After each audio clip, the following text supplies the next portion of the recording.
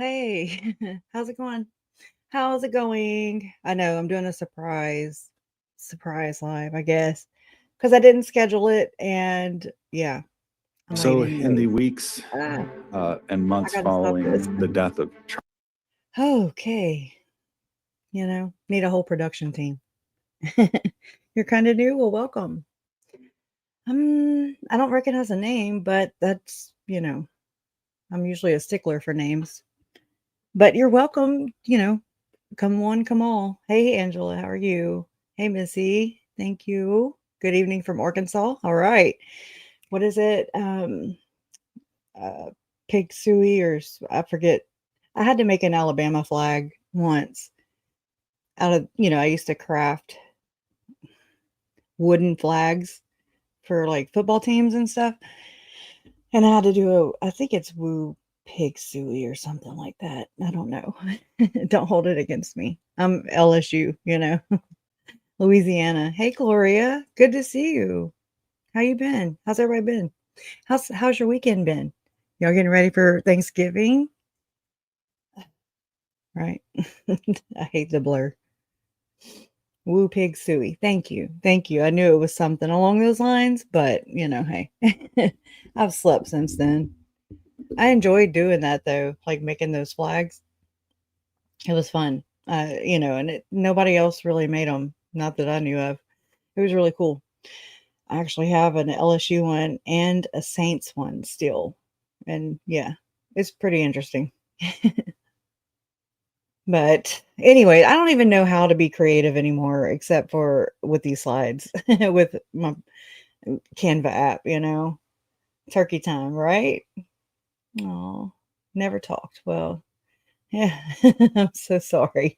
I know I'm hard to follow in the sense that I kind of talk about anything and everything, and whatever applies to the case and or cases, okay, or these people, I bring it in, and then I'm ADHD on top of that, and then I'm getting better with my trauma brain, although my memory, my short term it sucks.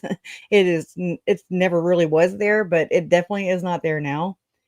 I'll say something and I'm like, wait, what did I just say? Or something along those lines. What did they just say? I forget. But yeah, crafting and creative is in my DNA. Well, right? That's good. Um Anyways, y'all, what I was doing and still am doing is I'd worked on a Tim Ballard I'm gonna put that up video about the federal lawsuit against him, right? Just like with Sean Diddy Combs, right? That I mean, and I'm gonna have to use keywords here so that I don't get defunded. Well, I barely even I turn on my monetization like a week after, you know. I'm like, oh yeah, I forgot. Um, so it's not generating that much, but anyways, every little bit helps me to keep the lights on, so to speak. I can pay for my subscriptions and things like that, that I use in order to hold all the things in my storage accounts. I still don't understand iCloud or accounts like it because I'm like, it's space, and it's air. It's a iCloud. You can't even see it. But how much you want to charge me a month for what? I don't understand that. I'm just like, how does that cost? It's invisible, right? But it's technology that you need. But anyways, that's just me and my little weird brain. I saw your name, Lynn Bowen, and I was like, uh-oh. At first, I was like, I always bring up Gordon Bowen. I hope there's no relation. Please tell me there's no relation. Yeah, I've got to ask. I won't hold it against you. But I saw that you were in Hawaii, and I was like, okay. I will be spending turkey time with Hawaiian green sea turtles. So nope, big tea day. So no big tea day planning here. My mom and Larry are doing the same, except minus the sea turtles and Hawaii. Um, so I'm just like, well, damn, I think Thanksgiving is like the only actual holiday where I'm like okay with, and I don't know. It's just usually it's the most celebrated holiday I'll do, really. I mean, I do them all for the most part, but I don't know. I just, I just have a thing about, lying to my kids and, things like that, and anyways, I'm against it, and we have one that's 8 years old, so I think this will be the last year that lies will be said, if you know what I mean. If you know who I'm lying about, it bothers me, yeah, about that, and, my mom will say, "But it's magical," and I'm like, "But it's a lie. It's just an ongoing lie." And I don't like it, you know?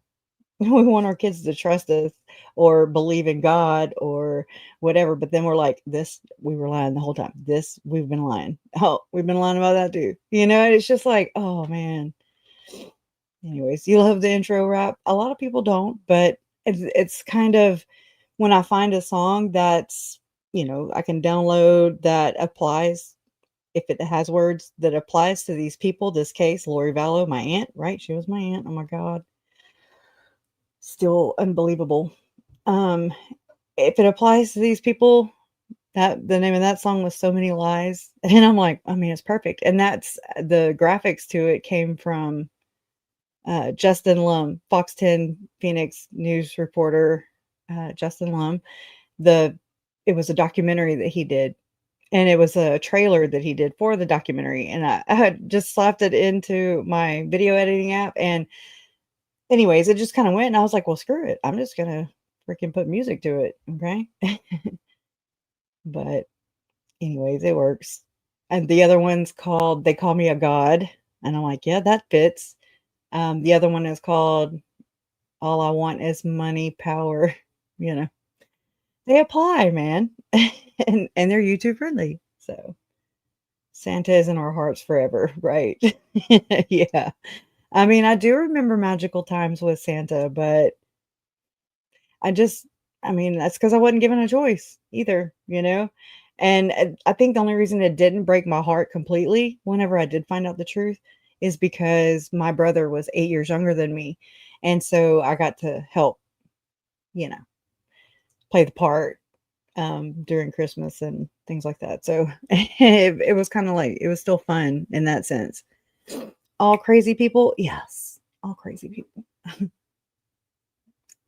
There's so many songs, outside of YouTube, that I can't use because of copyright that apply to these people, I remember in the very beginning, the Cranberry song "Zombie," I was just like, "Oh, man, they ruin everything." That's when my worldview started crashing down, was when Lori and Chad met, basically, because everything ever since has been just chaos and carnage, okay, and pain. But, I mean, there's a lot of songs that apply to these people. A lot. A lot, a lot, a lot. But I appreciate you for being here. Hey, TC. I always feel sorry for the kids forced to visit Santa at the mall. They all look terrified, lots of tears, and the parents laughing always makes me sad. It does. Like, let's just pretend that that never came to be. Not to mention that Santa and Satan have the same freaking letters, okay? I'm just, I mean, and I watched some things of, some YouTube creators who covered like what it really means. And I'm just like, oh my God, it's so dark. It's so pagan. It's so occultish. It's just so dark. And we celebrate it. And we're like, yay, 'tis the season to be. And I mean, that's how this happens in plain sight, straight up. This is how this happens in plain sight. Hey, Melissa, how are you? Oh, thank you for saying that. That means a lot. It really does.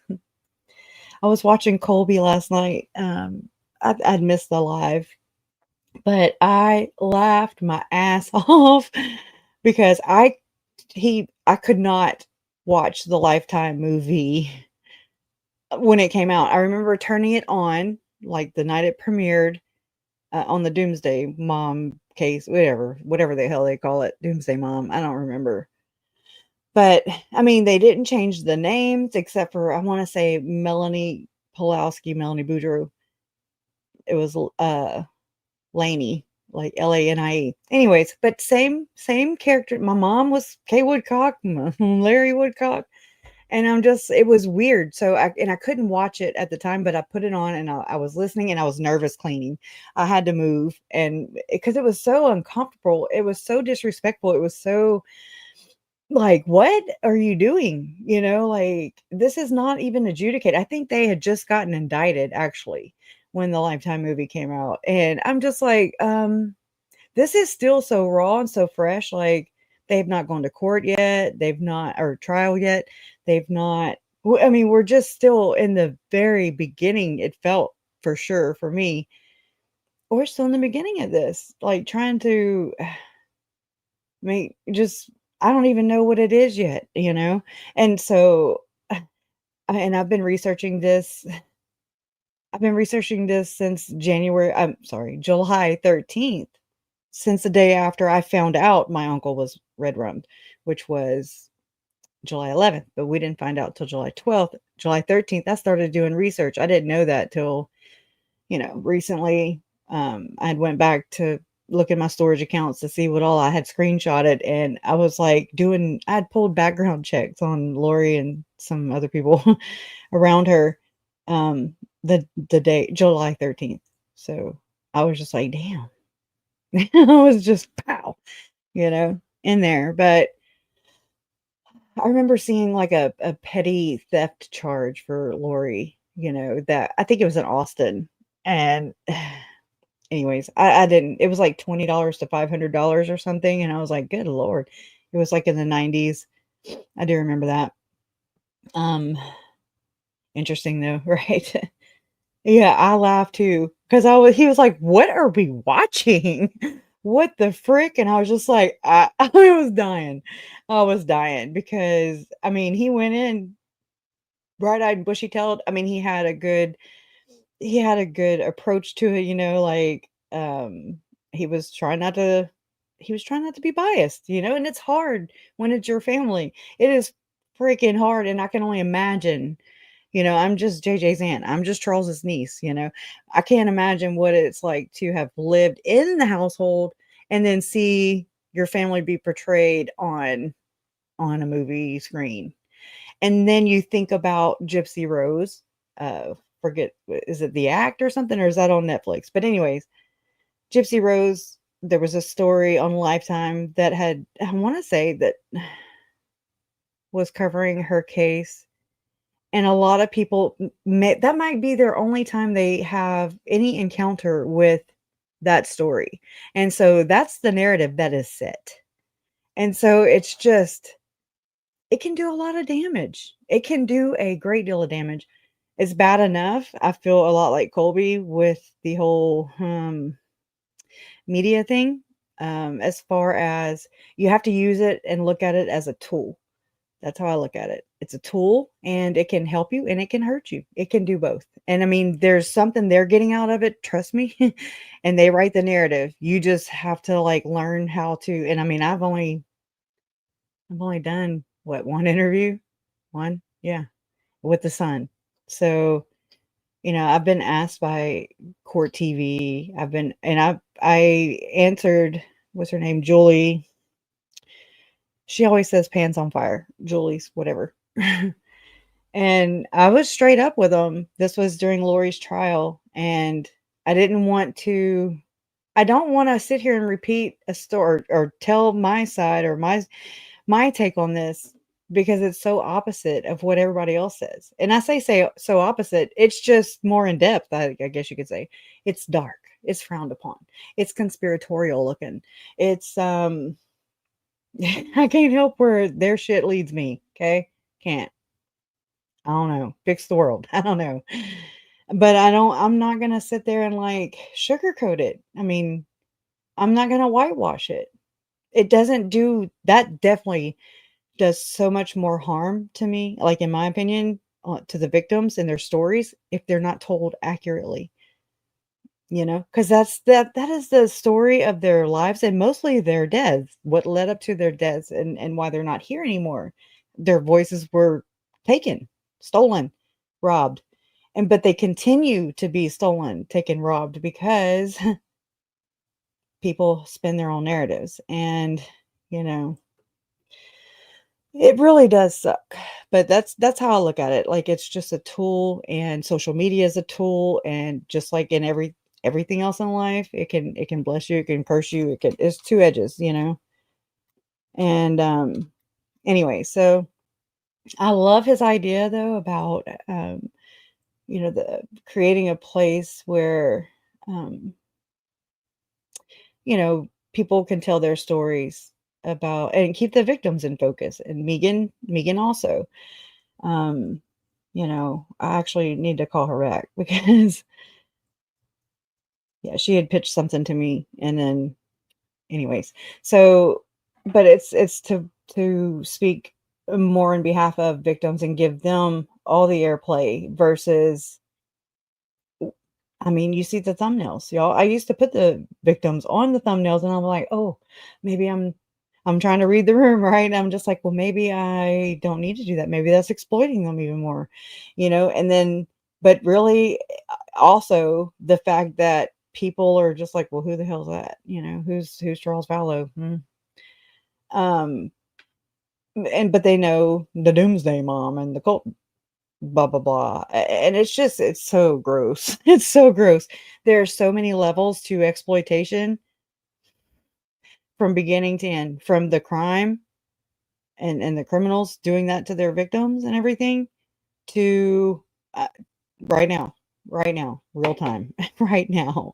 So it's very disgusting, you know, to see. But whenever you talk to media, whenever you're going to give them your take, it would just be nice if they would at least put it out there like you told it and not just pick and choose or maybe that's how it is. Maybe they have to write like that because their boss is like, "No, you're not getting paid unless." I really don't know. I'm just saying there's got to be a way to be realistic about this and and for the reporter to satisfy your boss or whatever. It's just sick in that sense, it really is. But yeah, I laughed with Colby, and I was like, "Oh, yeah, oh, yeah." And so I watched what he did play of the Lifetime movie, but, they finally decided to just fold and just turn it off because it was horrible, and it was freaking horrible, y'all. I don't even know how far we got into it, but it was just gross.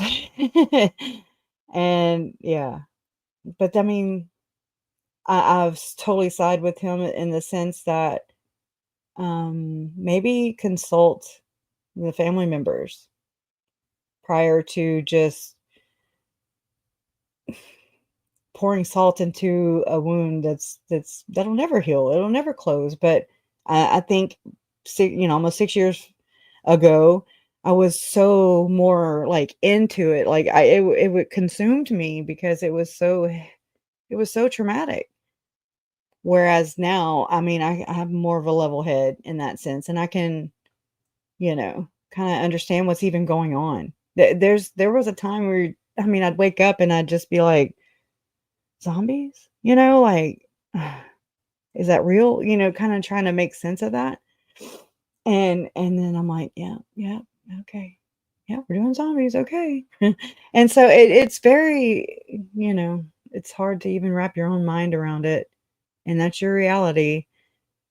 And that was the reality for your loved ones, but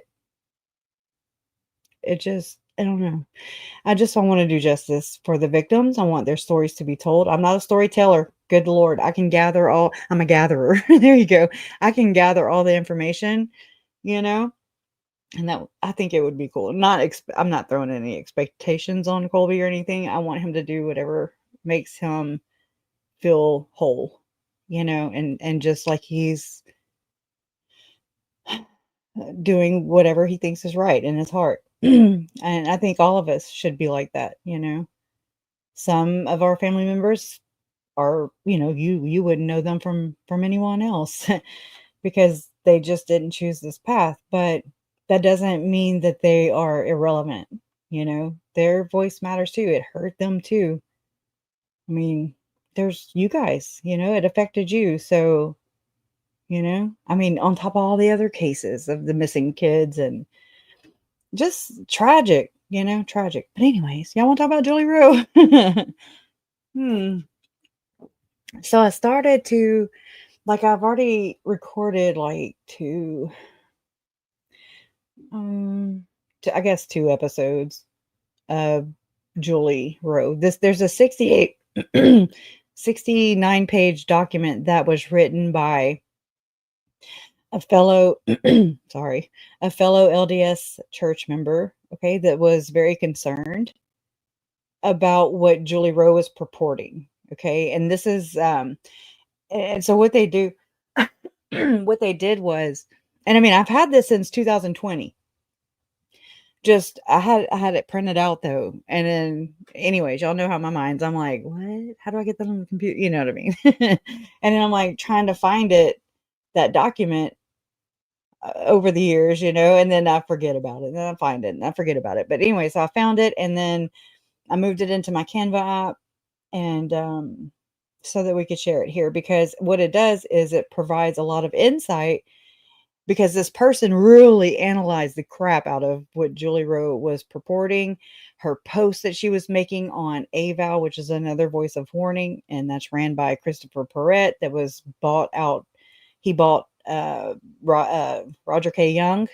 He bought out Roger K. Young, who owned it first. And Christopher Parrett, he gets a little very overshadowed by things. He gets buried down in there, and we don't really get to go there.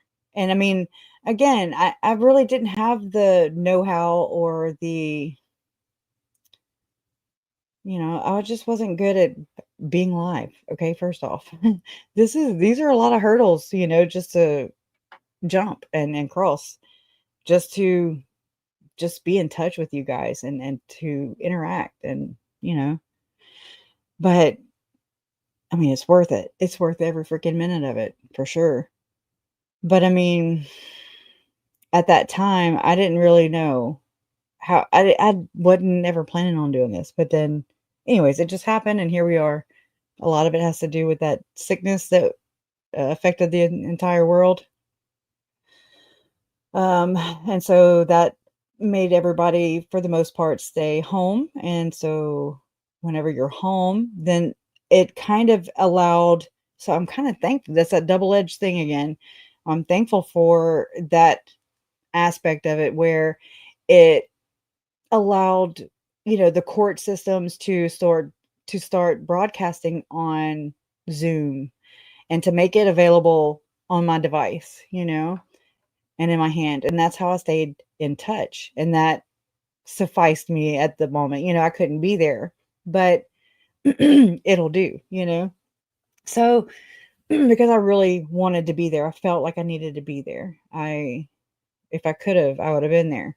But anyways, life, right? Life. But so I mean, there's a lot of things that transpired that, kind of helped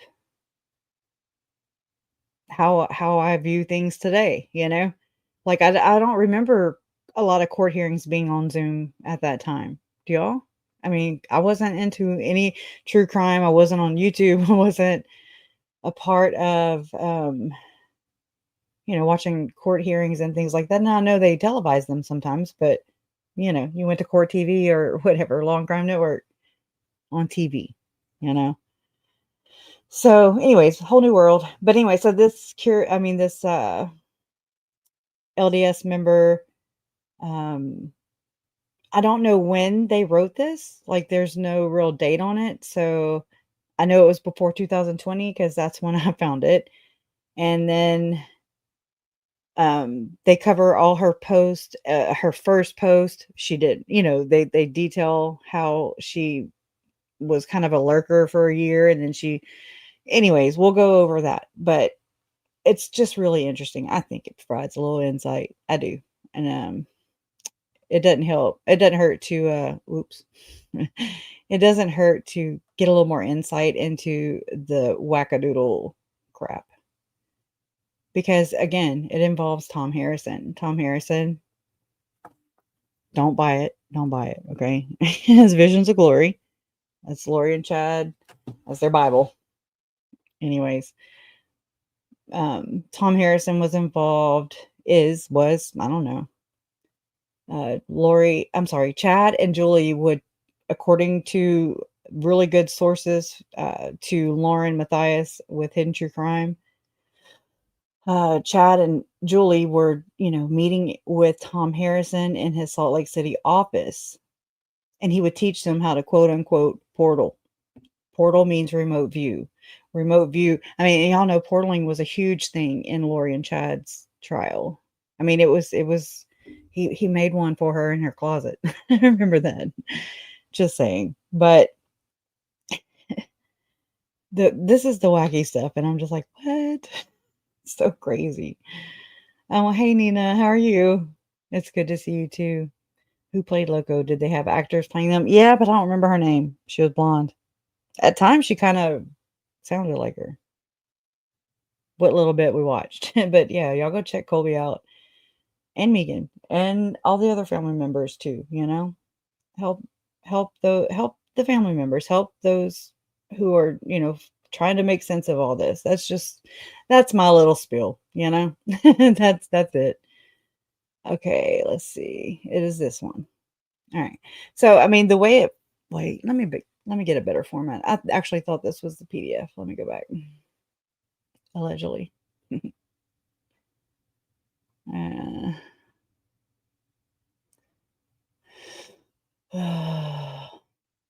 let me just open this up. Let me go home. Oh, if y'all will, like right now while I'm doing this, if y'all would, please hit the like button and share it out if you can. It really does help. I think I lost like 100 subscribers. So did Megan. We were like, what the hell's going on? Like she brought it up and I was like, oh, right, me too. And then it's kind of going up again, but I'm not doing as much as I was. That's not that I don't have anything to do. It's just that I'm like, what do I do? And I don't want to confuse people either any more than I already do. Let's see. Here we go.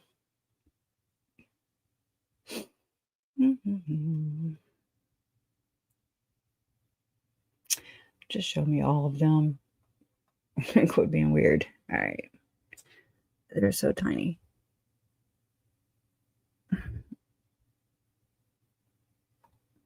I hope this is, let's see.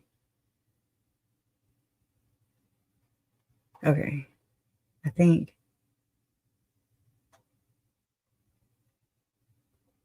No, that's another. Okay. I'm just trying to get it in the PDF form and not the freaking slides.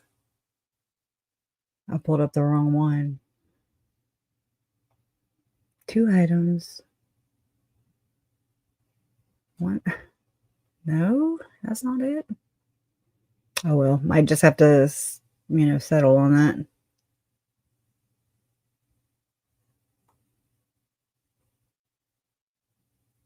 Yeah. God dang it, Crush K. Oh, even a clock's right twice a day. I mean, a broke clock. Mm-hmm. And I go through my notes and I'm like, oh my God, I have it all figured out. Like if I could just show my note, if I could scan my notes and then just put them somewhere, y'all be like, oh. I think it's important to share information, and especially on these complicated, complex cases, you have to take more than just a glance at it. Okay. Oh, well, we're just going to go with that.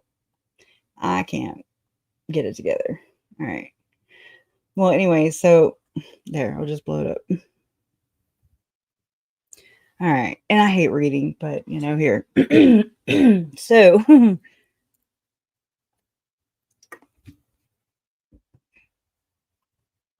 me make sure. Yeah, y'all see. What have you missed? Girl, we found Jimmy Hoffa. No, I'm kidding. Hey, Festus' mom, how are you? Hey, Kathy, you haven't missed much. Yeah. You never get notifications. You know what I do? Because it happens to me too with people I subscribe to. And so I've just started making it a habit to, whenever I happen upon whomever's channel, I'll click it. I'll like kind of go through the process again. I know. Just to make sure that I have it to all and things like that. I mean, I get notifications, but I get like a bazillion of them because I have a bazillion freaking subscriptions. But so I wouldn't know anyways. And I mean, again, I apologize because I just did an impromptu. I didn't schedule this or anything because I wasn't sure. It kind of creeps upon me. I'd started painting my living room again, or I started painting again. This time, my living room. Went to put up the Christmas tree, and I was like, "Oh, let me paint." And then here I am, and this is what I do. So, I just kind of did that, and we've had kids too. They're at their mom's now for the week. So, there's a lot that, and one of our oldest, he's so busy. Well, Jason's oldest, my bonus son. But I mean, he did theater and da da da every day this week. This last week was just morning, night, morning, night, morning, night. And then it was crazy. So it kind of settled down now. All right. So this says, to whom it may concern. This is again is written by a former LDS member of the Church of Jesus Christ of Latter-day Saints that was concerned about what Julie Rowe was purporting at the time, and maybe still, probably still, I'm sure. I doubt she's going to give up her grift. They usually don't. They usually have to, get slammed with charges or something. Anyways, um, but they were concerned. So they wrote this 69-page in-depth analysis, just kind of seeing if Julie Rowe is deceived, or worse, if she is deceiving others according to their view. So, it does talk about like uh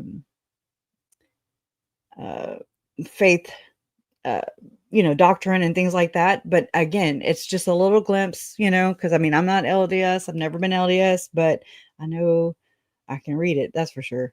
I've read a lot of it. But anyway, so I'm just going to jump into it. Don't know the date of when they created this, but we'll kind of learn. I haven't been past, I want to say page 9.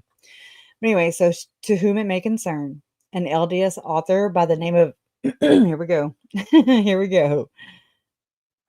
All right, to whom it may concern, an LDS author by the name of Julie Rowe has written a couple of books. The first titled A Greater Tomorrow, and the second, The Time Is Now, which are purported to be about and center on her experiences with having a near-death experience, visiting the spirit world, and the things she witnessed therein. She publicly self-proclaims these experiences as being completely true, and invites the reader to study and pray about her account to know of its truthfulness. Really? Like, that right there, I was just like, "Oh my god. Okay, you go get your own answer, honey, okay? You just go pray about it to know if I'm telling the truth or not." How ridiculous is that, first off, okay? That was when I first read that, I was like, "That sounds ridiculous reading it." Okay. I have done this, however, upon careful and prayerful study of her account as it is written in A Greater Tomorrow. I haven't yet read her second book, so this is back then. And comparing it with revealed truths as contained in scripture and spoken by Latter-day prophets and apostles, I have come to believe that it is false, and that Julie has either been deceived or worse, is intentionally trying to deceive others in order to take advantage of them and or lead them astray from correct gospel teachings. Right? The following document represents the culmination of my findings thus far, and I invite you to carefully and prayerfully study it in the light of the restored gospel truths we have. Y'all know how I am when I read. It's like the language is different or something. Like, the way it's written is, like, backwards to me. Like, my tongue is just, like, sometimes it's like, "What?" it's, oh my God, you have to really articulate some things, and I'm just like, I don't know. I have a hard time with some of these people's reading it out loud. Okay. And I don't know if it's the non-linguistic programming that can be in there from like um Tony Robbins, if you know, you know. Anyways. And I mean, again, Julie Rowe, Zalima Pastinas, they both studied under Dr. Bradley Nelson, who came up with the emotion code, body code, which is that energy healing stuff. Remember, he's a chiropractor that did the muscle testing. He does the muscle testing stuff. Well, it's kind of like with the I guess what I think of is the pendulum thing, like if the body does this. I mean, again, I don't know. I'm not a professional here at all. I'm just kind of giving you my layman's, understanding of it. I think if it basically goes down to if you have evil in your heart, if you have hate and red rum in your heart, then that's what the hell you're gonna do. If you want to kill someone, you're gonna damn do it. And so I don't know. I think it just kind of goes based off the person and their intentions. Anyway, so but yeah, Zalima and Julie Rowe both went through those courses, and I remember okay, whoa, I gotta go to the chat now. Didn't didn't we learn in Chad's trial, or didn't somebody say that Tammy and Chad maybe took emotion code from Dr. Bradley Nelson too? Do y'all remember that? I need I need to know. I forget. It just dawned on me again. Anyways, let me know. Low key occult stuff. Yeah. Well, Tony Robbins, who is affiliated with Tim Ballard, he wrote the foreword in Dr. Bradley's, I'm going to say it was his first book. And I find that fascinating because I'm just like, interesting, interesting, interesting. I mean, again, I really think it's a group of people who practice the same beliefs, if you know what I'm saying. The dark arts, if you know what I mean. All right, let me go back down to here. I thought JR was bipolar. Maybe she is. I don't know. I mean, I don't know. I'm sure she is, but I have no expertise to diagnose her. So, but it kind of is fitting. And I really do think that maybe possibly because I've watched many of it's been a while, but I've watched many of Julie Rowe and Eric Dam Smith eyes wide open and listen to her things. And I mean, where my research has brought me and where it has brought me with each of these people involved, Tim, Ruby Frankie, Jody Hildebrandt, Tom Harrison, Gordon Bowen, Chad and Lori, and then some. Okay. Where it's brought me is that there's this organization that this is what I suspect. So, I'll never know unless somebody says, "Hey, yeah, that's true." But just trying to, hey, Jeannie, Julie Rowe has expressed herself that she has a bipolar diagnosis. Well, there you go. Thank you. It's been so long, since I've really even talked about her, but I do believe that she needs more airtime as far as vetting her out. But I really suspect that Julie Rowe is a victim herself, just like I suspect that Lori is a victim herself, Chad as well, Tom Harrison, in my opinion, allegedly, Tim Ballard. All these people are kind of, I believe that they are in this group of, it's called the LDS Church of Satan. And it's like these people that exist and have been existing in the church since before the Bishop Pace memo came out back in the 80s. Okay. And it never was stomped out then. So it's just continued to run its course, obviously, with a lot of carnage, with a lot of victims, in my opinion, in its wake. And Tylee and JJ are just a 2009, and I'm sorry, Tylee, JJ, Charles, Tammy, and possibly Joe. They, in my opinion, are just the 2019 version of the Satanic Panic continued. Except I'm saying Satanic Panic so you kind of know what I'm talking about, but it never was that was just a label that society or higher ups, threw on it so that they could lessen the credibility of it. Kind of like, oh, that's a conspiracy theory. That kind of like that label was thrown out back in the day by the ABC government agency community, whatever. Um, and that's what, because of this, because there were victims that were coming out and still are. Obviously, we see it. Okay. Diddy, Sean, Puffy, Diddy, Combs, whatever, all his 11 names. But that's what's coming out, and they've been coming out. So whenever they were coming out and saying, "Hey, I'm just now having this," it's coming back to me, and usually they're in their 30s or 40s, 20s or 30s, I forget. But the memories usually come back later in life, or like I said, I believe it's 20 years or 30s, but I'm not sure. Don't quote me on that, but comes out later in life. So then you have these organizations that started creeping up or popping up because if I want to say like the False Memory Syndrome Foundation, that was created, in my opinion, allegedly, just saying, by an accused.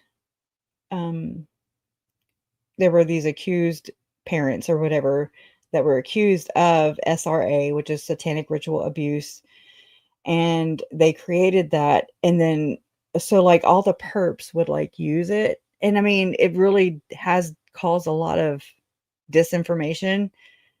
I mean, how many of you know about the False Memory Syndrome Foundation and that you can have false memories, blah blah blah blah blah, implanted, right? It started with the McMartin case back in, I mean, well, it probably started before then, but basically these therapists, they didn't know how to handle the satanic panic, the satanic ritual abuse stuff that was happening. And so it did cause a um quite a ruffle, and people should be alarmed. People should be alarmed, but keep their heads about them, because we have got to start talking about it. We have to. We have we have to, because I hear it more and more now than I ever did. I didn't even know about satanic panic. I was, and I'm in a late 70. I was born in 78. So, I mean, I don't remember my mom ever talking about, I don't remember seeing any of that stuff. But in Utah, it was pervasive for sure. And I believe it still is. Okay. And, so the False Memory Syndrome Foundation came out to combat and to deflect all the allegations of said, abuse, and to counteract it. And like they would testify as expert witnesses in major cases, where victims are coming forward. They're discounting them, saying that they're, if they went through hypnosis or whatever with their therapist, then their therapist planted the memory, yada yada yada. Just a bunch of bullshit. Okay. And this is not just in the United States. This is in Australia. This is worldwide. Okay. So again, I believe it's just crimes against humanity, period, end of story. And I believe it is the elites. And, they have more power and resources than I have time, for sure. And I mean, it helps. It works. It works. You call them crazy, you discount them, you assassinate someone's character if they are, saying the truth about you. First thing they do is say that's baseless. And then they, send out their, because people can't even like wrap their heads around people they idolize. Like, look at Tim Ballard, okay? Look at the damage that kid has done, okay? And I say kid, he's older than me, but damn. Look at the damage that's being done still, not even just by what he's purporting, allegedly, in my opinion, but also with the Sound of Freedom. Okay, it's horrible. And it's just a lot of propaganda and get rich and exploit. Exploit, exploit, exploit is the name of the goddamn game. I mean, from Operation Underground Railroad, the freaking name, okay, all the way from the name of the organization. I remember hearing about it for the first time, and I was like, "Oh," you know? But, there is slavery, or there was, for sure there was slavery, and still is. It's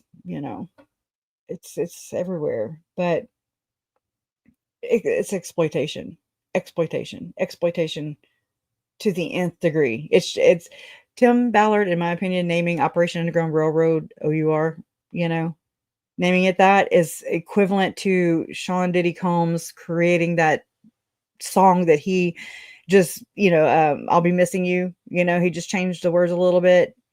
It was by Sting initially, right? But he created a song for Notorious B.I.G. But yet he could possibly be responsible for why Notorious B.I.G. is dead in the first place. It's so gross and it's so complex and it's so convoluted and it's so exploitative. And that bothers me. I didn't really know it. I didn't really know it. I know it's hard. I watched a guy yesterday though, Chrissy.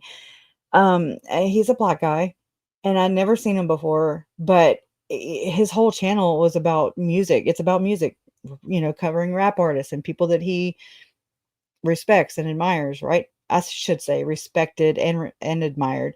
Now he's like, "Oh my god, what do I do now?"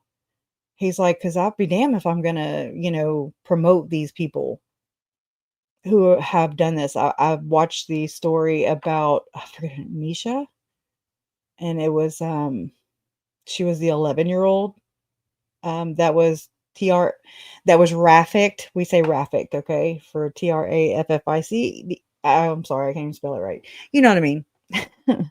For trafficking, okay? And I listened to her story, y'all, about 5, maybe 6 times already. Me and Jason, I watched the second part first because it was just an accident. And I was like, "Oh my god." But it tracks. It tracks with everything. It tracks. I believe the victims. I will continue to believe the victims until they give me a reason not to. Whereas I researched him.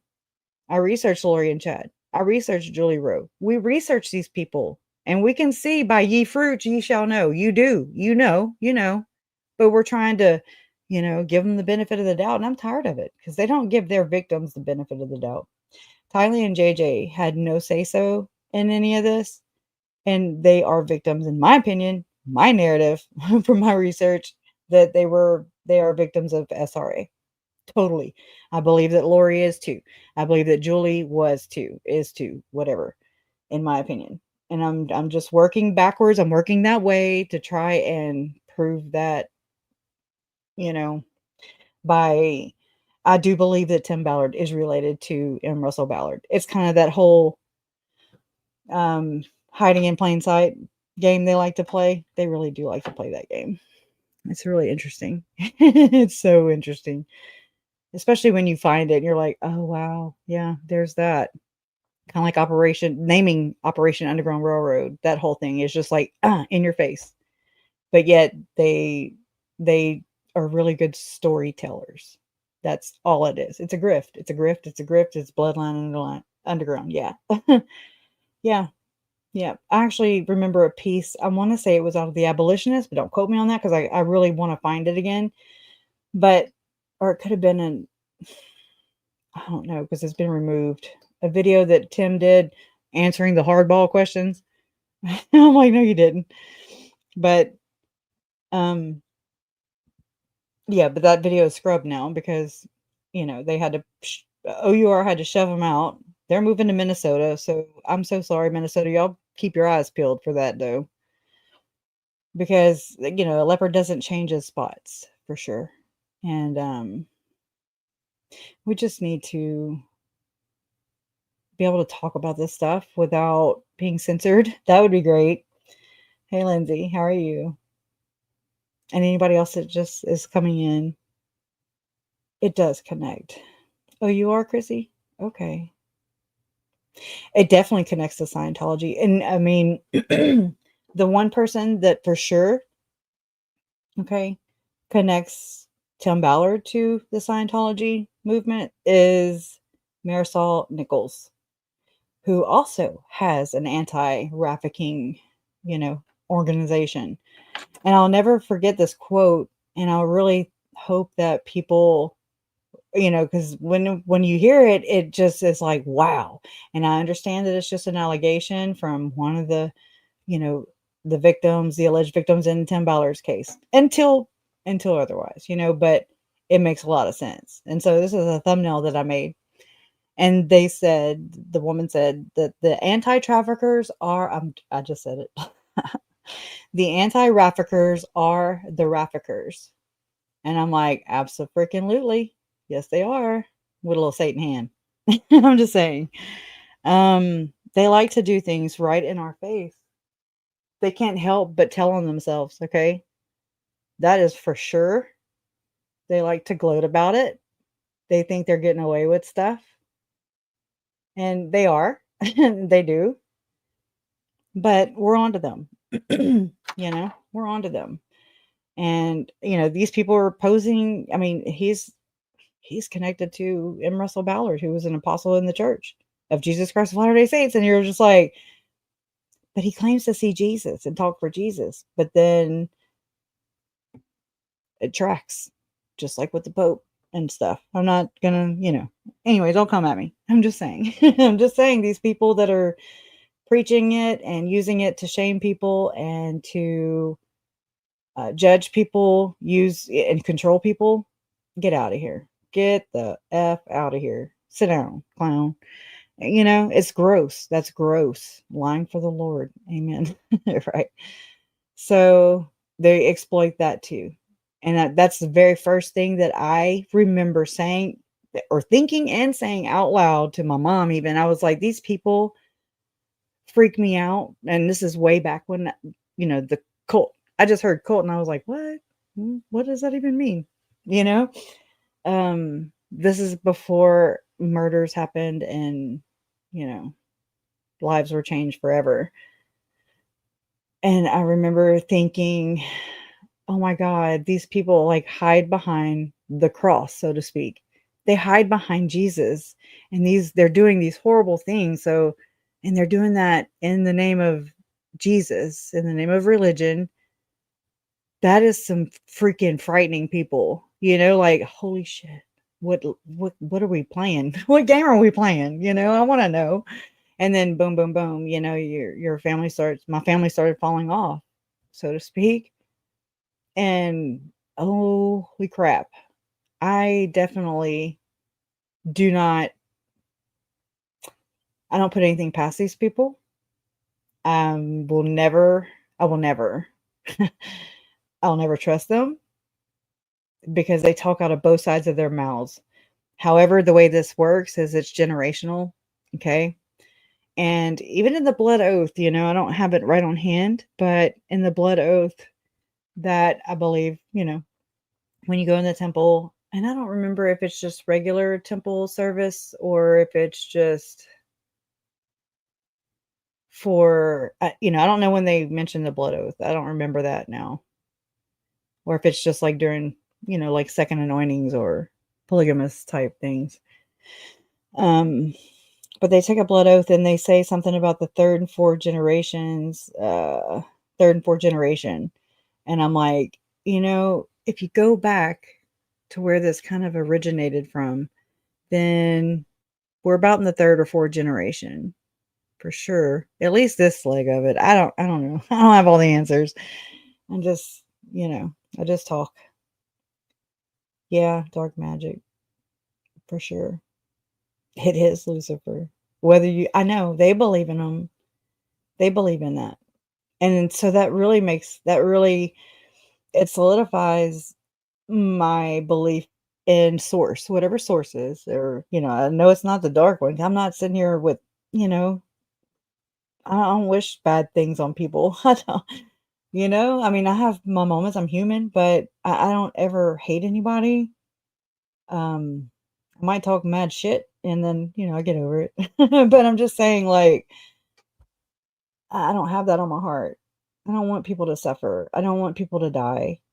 You know what I mean? Like, I don't, but there are people that do. And so That's their intentions. That's what their heart, you know. Anyways, but I believe there's mind control involved in this. With Lori, I believe that the excessive time in the temple, um, and the visiting, Chad and Julie allegedly visiting Tom Harrison, a therapist who has relationships with the brethren, the higher ups, okay? And then he's got his hand in Tim Ballard's life. I mean, giving him priesthood blessings and anointing him to become a prophet of the Mormon Church. Oh yeah, the Scientology thing too. Also, Heber C. Jench. That's another one. He was prophet for a while for the Mormon Church, and he was a leader in Scientology Church. So I was like, whoa. And this like ties to like I want to say Linda Ford, also Forbes, Forbes, the magazine that Ken Krog, wrote articles for, allegedly, still does, maybe. Um, it connects all the way to BlackRock, Epstein, and Diddy. Yeah, a little ditty about Jack and Diane. Right. I'm just saying. I'm just saying. It's disgusting, though. And I really think that we are a threat to them, especially when we are gathered, and when we start to put these things together, they own these platforms, so they get to say what goes and what doesn't go, and they will put you in the algorithm or not, or they will ban your ass in the shadows where they like to dwell. But, if you're talking too much truth or not going and complying with the preferred behavior, because that's control. Okay. Straight up. It's control. And I mean, it goes all the way back also to David Hamblin, the Hamblin case, which is the Levitt. Again, this goes back to the Satanic Panic, the SRA that was pervasive back then and is still, in my opinion. It's Southern Utah where this group hangs around, and it makes me wonder about Adam in this aspect, okay? Not about him, but he teaches, or whatever. This is back when he was living in Utah, though. But I'd love to ask him if Gordon Bowen plays pickleball, and I'm just like, what? Holy shit, that's a little crazy, because Adam was playing pickleball and teaching it, and I'm just like, in Southern Utah, St. George area, and I'm just like, holy crap, I don't want anybody else getting hurt. Yeah, I definitely don't want that. Um, I just want people to be aware of these people, because they literally disguise themselves as faithful. And I mean, in this story, it has to do with Mormon, LDS, Latter-day Saints. And so they sit amongst these people, these other members, unsuspecting members, good people in the church, in the temple, in all these places. They trust their kids to these people who are scout leaders, and I'm just like, oh my god, they're freaking practicing Satanists, but they do not show that to people. They don't show that. Um, then you gotta flip the lights off. Then they're like, rah. No, I'm kidding. They're not, but I mean, I don't really know. I hope not. Jesus, I can't imagine. And they will do anything and everything. I'm watching this play out in my own family's lives, okay? In court, in trial. I'm listening to David Warwick testifying on the stand, just never, you can't nail a story down. It'd probably be easier to nail Jello to a tree.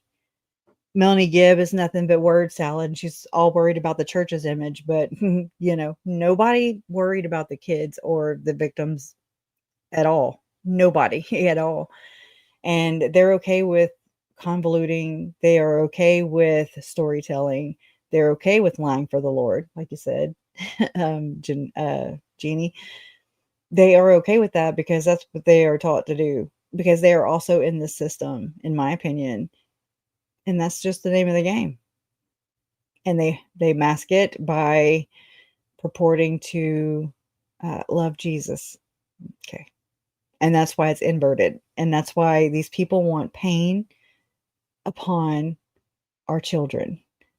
And so that's when I say, fuck you. Okay. That's when just do a big one of these. And I'm just like, no, no more. Not today, Satan. Not today. No. I mean, that's enough.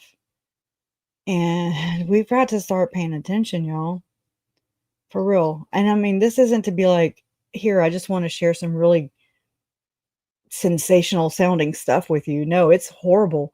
But that's just sharing the information. That's just reading the information. That's just, taking all the information in. And so all I have to do is decide whether I'm going to believe a victim or not. Shame on me. Shame on me. They're sitting there trying to tell us these things and we discount them. We silence them because we have this high and mighty elevated place. They didn't. You know what I'm saying? Like, that's where I'm just like, no, I don't get to tell them no. I might not understand it. And that's totally okay because it is really crazy stuff. But it matches the rest of the psychopathy, in my opinion, that for sure Lori and Chad displayed throughout this case, wanting to inflict pain on kids, turn it up, and, sacrifice them to their God, so for whatever reasons, money, power, sex. That's not for me. I don't give two shits what they did it for, but that's what's going on. Or Sean Diddy Combs, allegedly, using fame. Do you want to become famous? Well, how far will you go to become famous and rich? Tim Ballard, how far will you go to save a child? Allegedly. It's disgusting, but they're so easy to see and call out. I'm so glad that people are, it's very uncomfortable to talk about, especially initially, because everybody else tries to keep this case mainstream, so to speak. And mainstream is just the narrative that's put out there and then retold and retold, like Colby was saying. It's just told over and over and over again. It's whitewashed. And that's bullshit because, again, that's people shortchanging my family, Colby's family, Megan's family, Adam and Rex, Annie's family, my mom and all our family. Okay. That is shortchanging them because if you're not telling an accurate story about the details of why they're not here, even because of religious beliefs, I don't give a shit what you believe. I care what these people believe. So if you don't belong in that camp, then what is your deal? Like, why? It's the craziest thing to ever have to go through. It really is heartbreaking. Mainstream media is dead. They're gonna figure a way to snuff that out. Another thing, snuff, right? I'm like, well, if you think about it, you have Diddy, who filmed all the time, allegedly. Just gonna say that because I don't want to get red rummed or sued or harassed. And then you think about Tim Ballard, okay, saying he's got 10,000 hours of footage of kids being R-worded and and I'm just like, yeah, I bet you do. Or like Gordon Bowen allegedly being paid by the church $20 million to create this. It's a movie called The Icon Movie or The Jesus Movie, according to Lynn Packer. It never really came out. And it's been said allegedly that general authorities went to Gordon Bowen's home because that's just how cool he is for an excommunicated member of the church, a billionaire dude. Okay. Who is known as the church, he's known as the LDS Church of Satan's Punisher. He's called the Punisher. And there's a reason for that. And it's horrible. And if you're brave enough, if you will, you know, if you want to read more about that, I do have all the documents. I have it in my Dropbox. I don't mind sharing that with you. It should be shared. It should be. Nobody wants to read it though. Because it's heartbreaking. You're just like, what? But if you read it, whenever you're reading it, you're like, oh, okay. It's just a very slippery slope. So whenever people are saying, you can't prove SRA, Well, with the, what it's supposed to look like, with the law is there's supposed to be a separation of church and state, and I believe it. Hey, show me though. But these people do not. They blur every freaking line there is to blur, and that is by design. Okay, that is to fool you and to keep their trails cold. Okay, that way they don't lead back up to them and expose them for the devils that they are. That's what they're doing. It's all about robbing, in a sense. It's all about power. It has nothing to do with being a quote unquote so-called sex addict, or that's just labels that they put on them, on their people, to guilt their members into thinking they have a sex addiction or something. And then they're using these, like Jody Hildebrandt and Tom Harrison and David Hamblin, all therapists who were being utilized by the church and recommended, and then the church was paying for it too. It's so gross. Let's not forget about that. How the church is like, hey, I'm just making this simple. The church is like, hey, member, you're a sex addict, so we're going to refer you to our preferred practicing members they happen to be therapists. Oh, yeah. Okay. And they will cure you of your sexual addiction. And then here, we're going to pay for it too. And then, oh my God, it's just so crappy. It's so deceptive and like so wrong. It's wrong. It's wrong. Oh, wow. Oh, wow. Oh, good. Good. I mean, I hope that people who are, caught in this, or get caught up in this, I mean, that's because it's far and wide. It goes, I remember reading a long, um, I guess a document, or it was written by a judge, and he was talking about the John Bonet case. And I was just like, that tracks. That's why I asked Trisha on Websleuth so if she thought it was a, ritual crime. She doesn't think so. But again, I think that's because, I mean, just me just trying to read into it, because I didn't follow true crime. I knew about John Bonet, but I never like dug in. And I kind of have dabbled in a lot of these cases, these infamous cases. Um, and it seems to me that there's a lot more of this kind of abuse that goes on that's covered up, either by never getting it to trial and never holding anybody accountable, or in some cases, they arrest the wrong person, convict the wrong person. I mean, there's people who are put to death, who are wrongly convicted. And I mean, I'm just like, oh my God. And they're okay with it. They're okay with that. They're okay with somebody dying because they're black or poor or both, or whatever, because you can't pay to fight and that's in a incorruptible law system. It's all flawed. It's so gross. But she's a freak. Meme of 8. She's a freak. House. Right. I know I got really veered off, but it really needs to Donnell, right? It's weird. The church is so cheap, but we'll pay for therapy. That's really bad. And I'm laughing because it's just like, wow. That's a good one. You got me. I think it's to save the men, women, and children being and be save the men? What do you mean by that? Elaborate. I'm sure I'm just missing it. The Royal Court of Jesters, I meant. Julie, yeah. Hold on, I'm gonna go grab that video. I watched it again the other night because I put it in the beginning of one of the videos that I'm supposed to be editing. Right? I'm like, I'm just gonna go live and just do it there. I read better if I'm live. I sit there and just kind of sound like an idiot, more of an idiot, you know.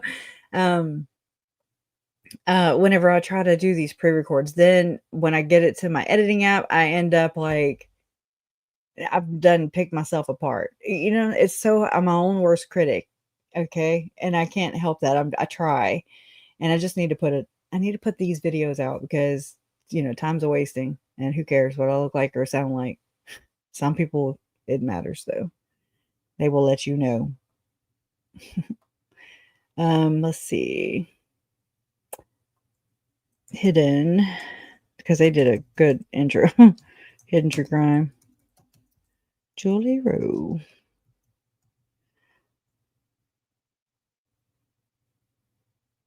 Is it this one?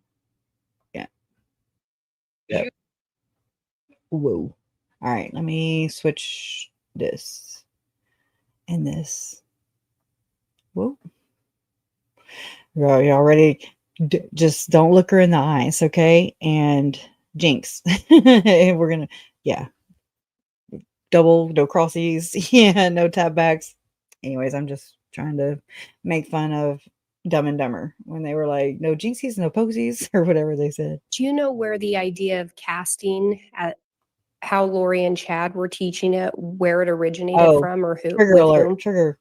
From what I remember, their teachings and their ideas were constantly changing, but I believe the original idea came from the Julie Rowe podcasts, where she would teach how to cast out, and she had a like a long way of doing that.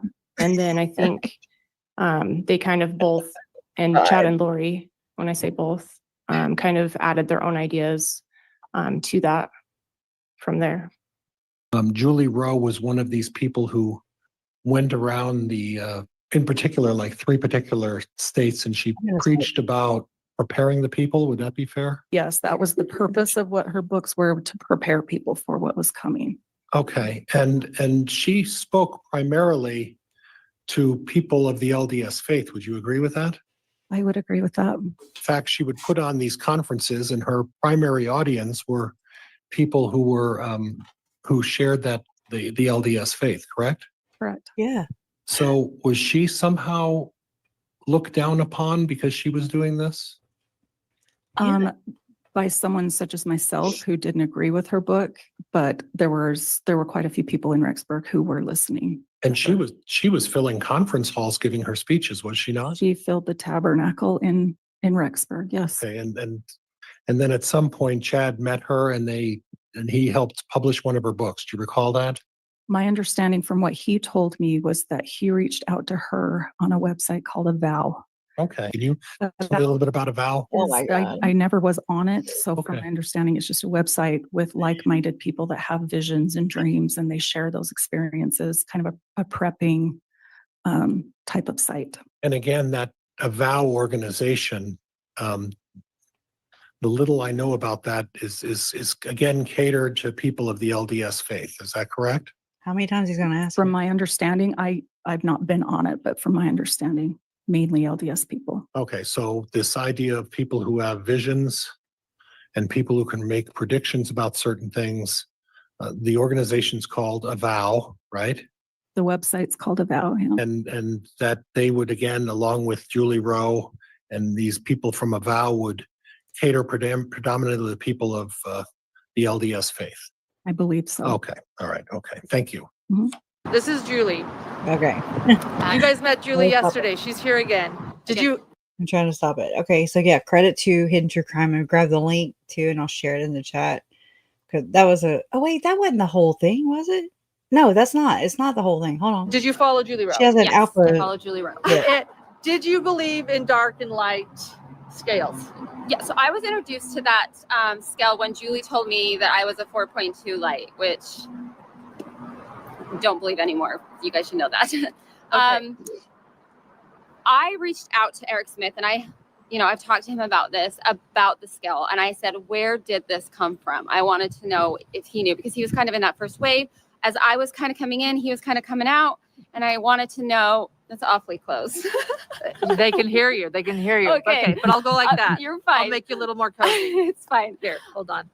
Okay, there we go. Okay, so yes, from Eric Smith, we interviewed Eric. He's on our YouTube Yeah. channel. Eric Smith, a friend of Chad Daybell. And okay, He's go a ahead. friend of mine. We did interview Julie yesterday. It's a recorded interview. This Julie, not Julie Rowe. This other Julie. I Let's think it's just reiterate Tom, so though, that they know. than it Do was. you still believe in the dark and light scale? No, This one. I do not. And you don't think it's good? No, I don't think it's good. I think it's done a lot of damage to sit there. And I think even trying to figure out who I was in a past probation, all of that is very damaging. I've shelved a lot of things. Mm-hmm. Good morning. Just thought I should clear my throat. Let Bench you know vote. I've already testified. That's right, Julie Jackson and Eric and Chad. I'm coming for you. And don't you forget it. I'm the apex predator! Crazy as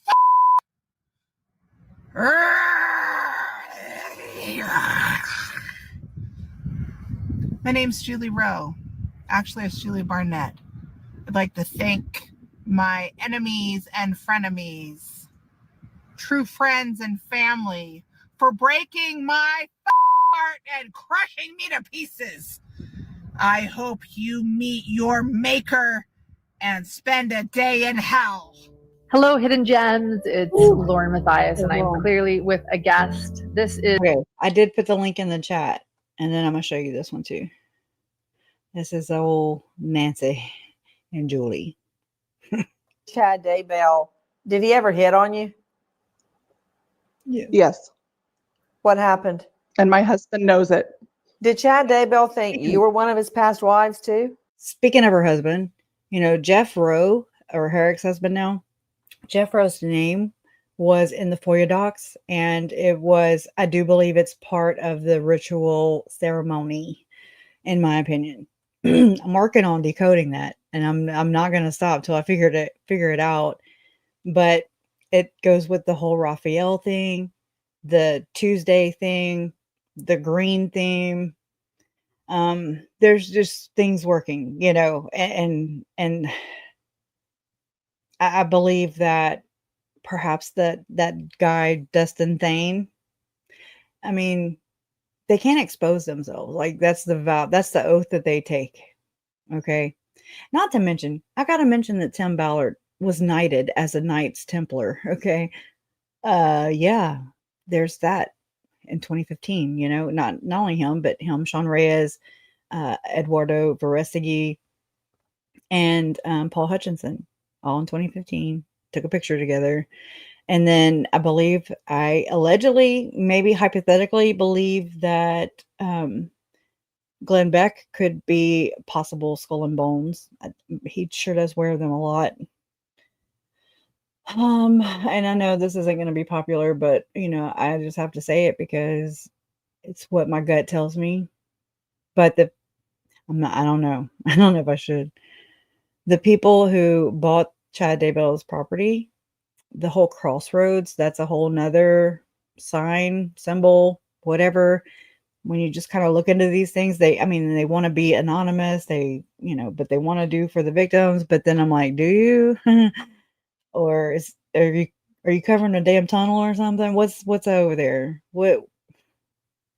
Anyways, and again, that just is some speculation on my part, but crossroads, it's just that. Well, anyway, so M. Russell Ballard and the president prophet of the church now, of the LDS Church now, I get their names confused because the Nelson and the Russell Nelson, and then the M. Russell Ballard. So there's Russell Nelson, whose daughter and son-in-law were also implicated in touch parties, and having these touch parties allegedly.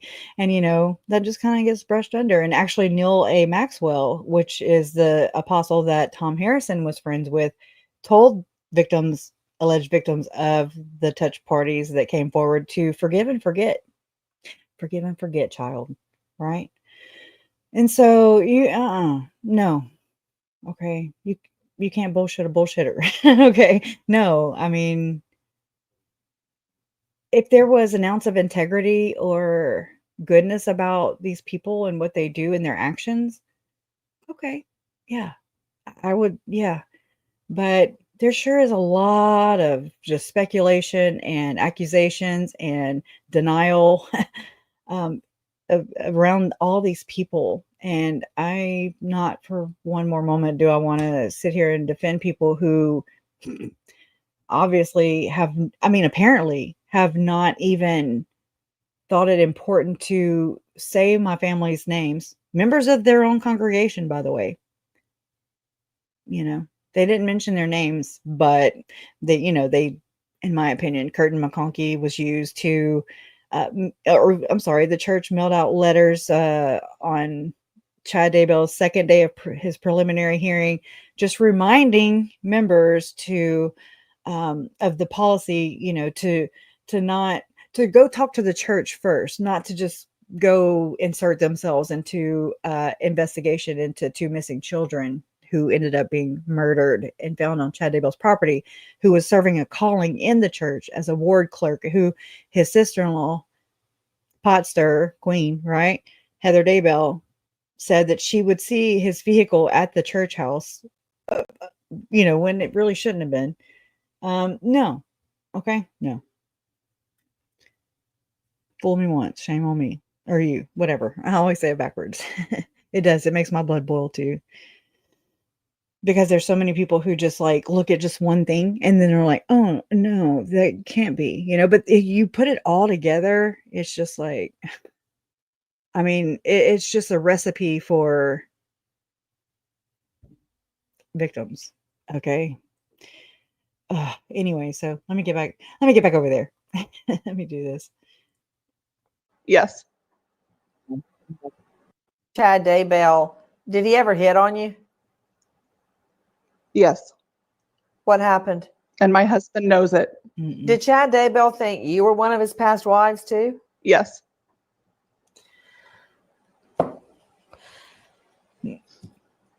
So this is his line. Every attractive woman, he tells them he knew them in a previous life and they were married. So basically, why not just have sex right now? Because you've already been married in another life. I'm not a member of the LDS. I'm not familiar with a lot of what you're saying. A lot. But I'm seeing a pattern. You worked closely with him. Yes. You're attractive. And bam, suddenly he remembers, hey, I was married to you in another life. Yes.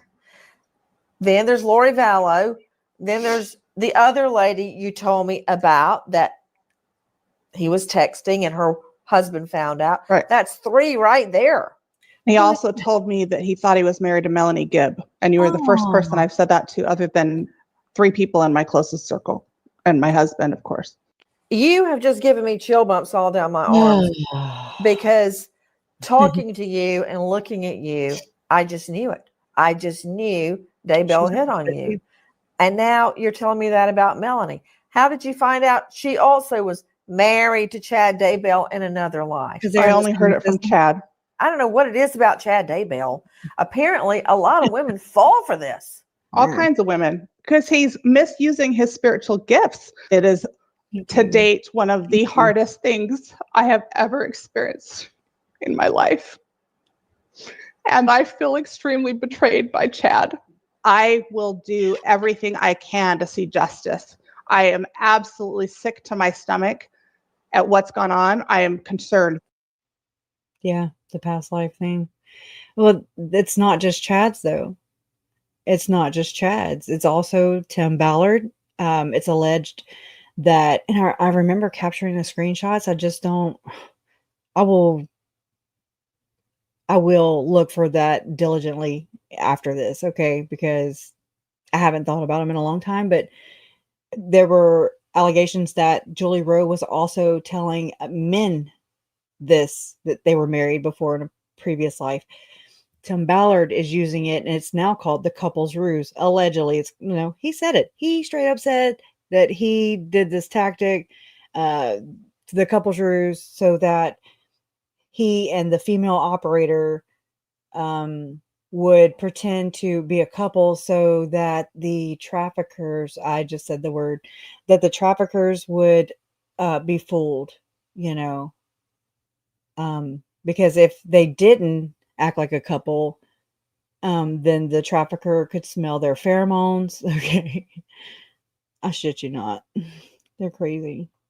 And so this whole we've been married before in a previous life is some bullshit. And, you know, a lot of people think it came from Saturday's Warrior. And I'm like, did it though? Did it? Something inspired it. And I believe it's these quote unquote alleged, in my opinion, from our research, these polygamous ceremonies that are still taking place to this day. And I don't think it was just a shotgun temple ceremony. Remember how in the beginning of this, there were people saying, and I didn't know any different. I did not know any different. I didn't know anything about LDS. And I found out for myself. Whether it's a second anointing, a secret, which it goes with the rest of the story, if you think about it, because everything else is secret. You know, the secret 2019 whiteboard meeting, the secret 2016 whiteboard meeting, the secret 2017 whiteboard meeting. Okay. Then you have the temples. Just to go to the temple, you have to become you have to have a temple recommend, which is secret. It's closed doors to public. It's closed doors to just regular average members who don't have their temple recommends. So, I mean, that all in of itself is like, hey, as a member, I'm doubling down. I'm really going to prove my worth and my worthiness, right? And so by getting, let me go pull it up. Damn it. What Lori said about, hold on, I'll surprise you instead.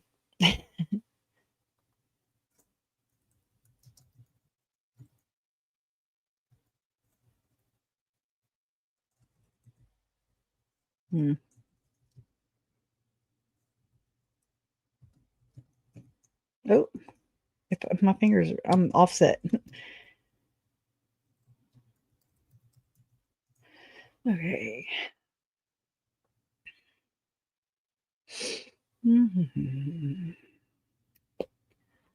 Let's see. Come on now.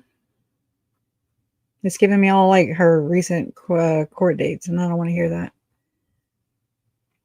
I want to hear. Well, of course, I looked it up in YouTube like a dum-dum. Hold on. Oh, let me broaden my horizons here.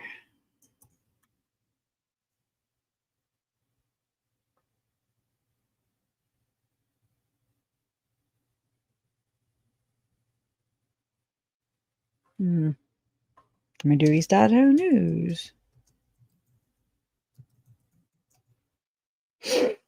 Okay, here it is. Okay. Right. Okay. Sorry, there's a lot of clicking that has to go on. Yes, introduce yourself. I feel like I love Let me do that. just loved her. And I saw her that we were sisters eternally, and I was sent to her. I prayed for her and who the Father wanted me to go to elevate. Let me find it. Good crowd. Yeah, good crowd. It's just a good energy, and I appreciate that. But I'll just start by saying that I am a personal witness of the resurrected Jesus Christ. Okay, here we go. I just wanted to. All right. So, I mean, just this part right here is so eerie. And I mean, this is how far Lori was willing to go for a temple recommend, apparently. Okay. She was talking about, let me back it up. Here we go. Oh, all right. So this is Lori in 2018. The recording came from October 2018. So this is right before. It's right in the same time allegedly that Chad and Lori met. Okay. So she shared the recording came from October 2018 and shared with EastIdahoNews.com by Annie Cushing, the sister of Daybell's third ex-husband, Joseph Ryan. The statements about murder were referring to Ryan, who died of an apparent heart attack several months before the recording. Cushing hopes by sharing the audio, police in Phoenix, Arizona will open an investigation into her brother's death. Now, I saw a story not long ago about this cop over there, and they even said Maricopa County MCAO or OA, that there was this cop that was like, she was a female cop. And I wanted to bring that up because there's a lot of cases. There's people that are even getting their convictions overturned because of this woman and corruption that, leads back to her, ties to her. So I'm just like, well, I wonder if this has anything to do with Joe Ryan's death, get that sucker back open. But anyway, so if anybody else knows about that, what do you think? And it says, quote, "You think you can't be shocked anymore by Lori Vallow Daybell," and then you get a recording like this. Cushing said, the 40-minute recording is of an informal religious discussion where Daybell preached about her beliefs to a number of friends. Cushing has not said where she obtained the record or the record, I don't know. But EastIdahoNews.com can verify the voices of several people at the meeting. At the time of this recording, Daybell was married to Charles Vallow. The discussion starts with Daybell talking about how much she loves Jesus Christ and her experience with angels. She talks about Moroni visiting her as an angel. But you know what, though? I caught this the other day, and I mean, it's been 6 years almost. And the way that Uncle Charles retold it to the police, he said that she thinks she's married to Moroni in ancient times or something like that. Something in ancient times. And I'm like, I never caught that little tidbit, that ancient part. Okay, just put a pin in that. So back to this, she says, early Church of Jesus Christ of Latter-day Saints accounts describe Moroni returning to earth as an angel. I don't think she ever thought that. She's just saying that because it's like this past life doctrine that is being portrayed in these multiple mortal probations and so on and so forth. Even with Tim Ballard, allegedly with Tom Harrison. It's so crazy. It's absolutely fucking crazy. Sorry. Oh, it pisses me off. Because, I mean, I have a good idea. It just is so hard to put into words, Okay. She says, quote, "I was going to murder him," unquote. Daybell said in the audio, quote, "I was going to kill him like the scriptures say, like Nephi, another Book of Mormon prophet, killed just to stop the pain and to stop him coming after me and to stop him from coming after my children." Daybell told those at the meeting that Ryan R-worded her children. She said that during the divorce proceedings, Ryan called her a lying, crazy Mormon. Oh, I mean, that's so bad, right? Mine's called me a bitch and all kinds of stuff. I'm just saying, you know what I mean? Like, oh, a lying, crazy Mormon, whatever. Get over yourself. Daybell said Ryan turned the judges against her, right? Everybody's out to get me.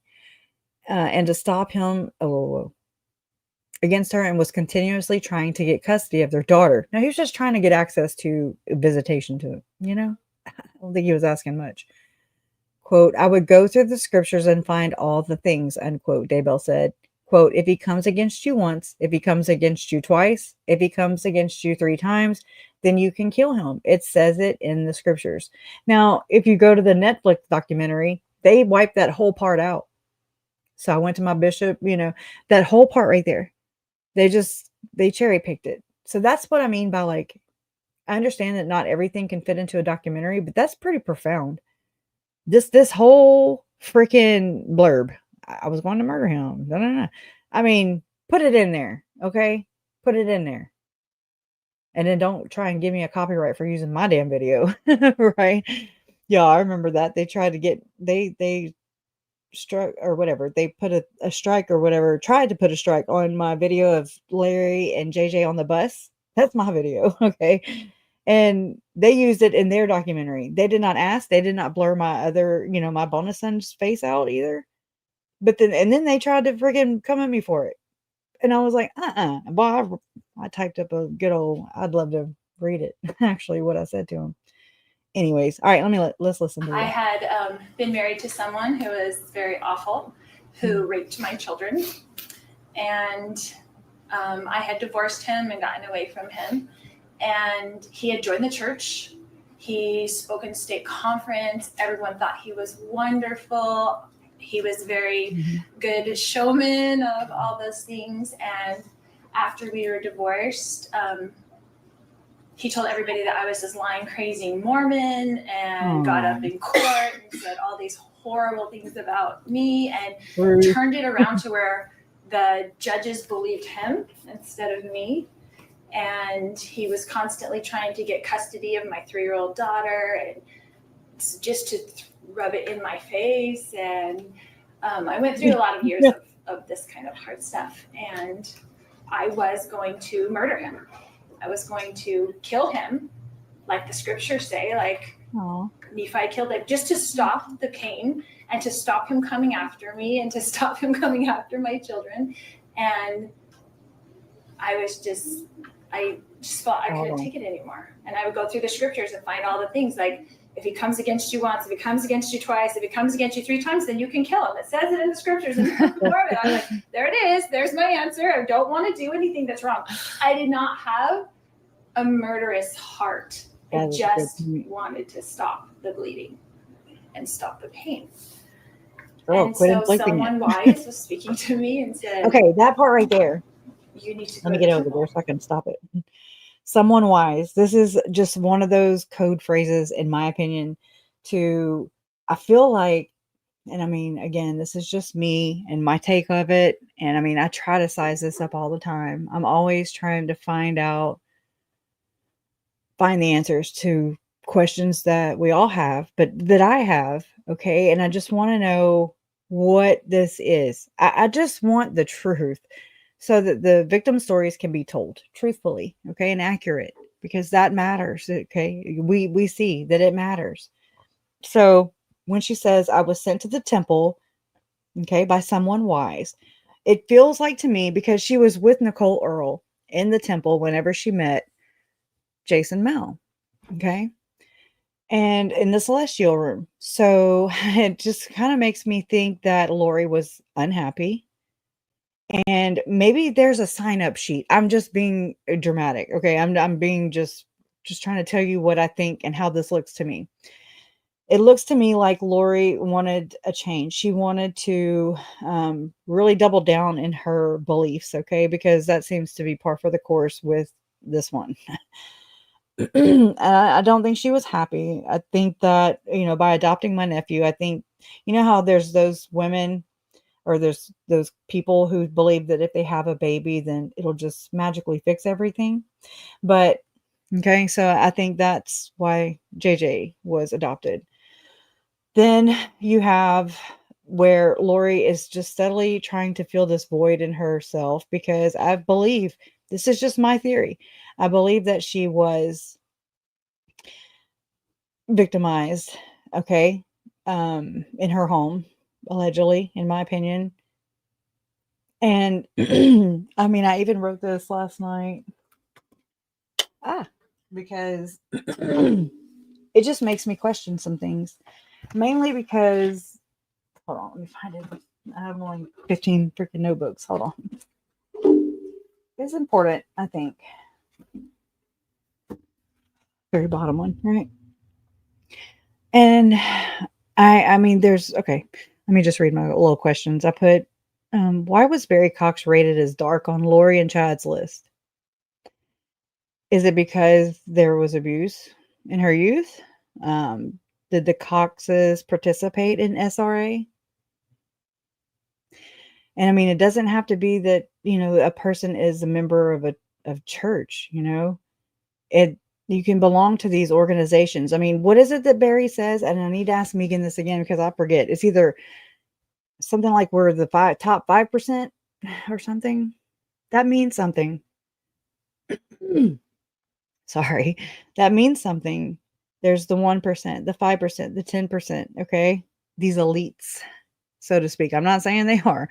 I'm just saying what I'm trying to match together, what I'm trying to piece together without so much help, Okay. And then number 3, I put, did Barry view his daughter Stacy's death as a sacrifice to the Dark Lord? It's just questions. there was a comment that he said after her death, right? Whenever I want to, anyways, I'll have to ask Megan about that too. So just loosely, but it was a comment about touching the bottom hem of her hem or something. And I've found it in other places where it's kind of like those things that are said by Tim Ballard and their ilk, like the Constitution's hanging by a thread, rise up, infiltrate, awake and arise, keep your powder dry. That was said between Glenn Beck, Eric Moutsos, Tim Ballard. There's things that Julie Rowe says, a lot of code words that she says. I think she does the call out, or she, at that time, I believe she did a call out, and it's like, hey, they do it in plain sight. Just know that. I know I sound crazy, but and it's only because I don't know how to translate. They're crazy. I don't have all the pieces, I'm just trying to like present what I do have, share it. This, take what we need, leave the rest. I just want accuracy.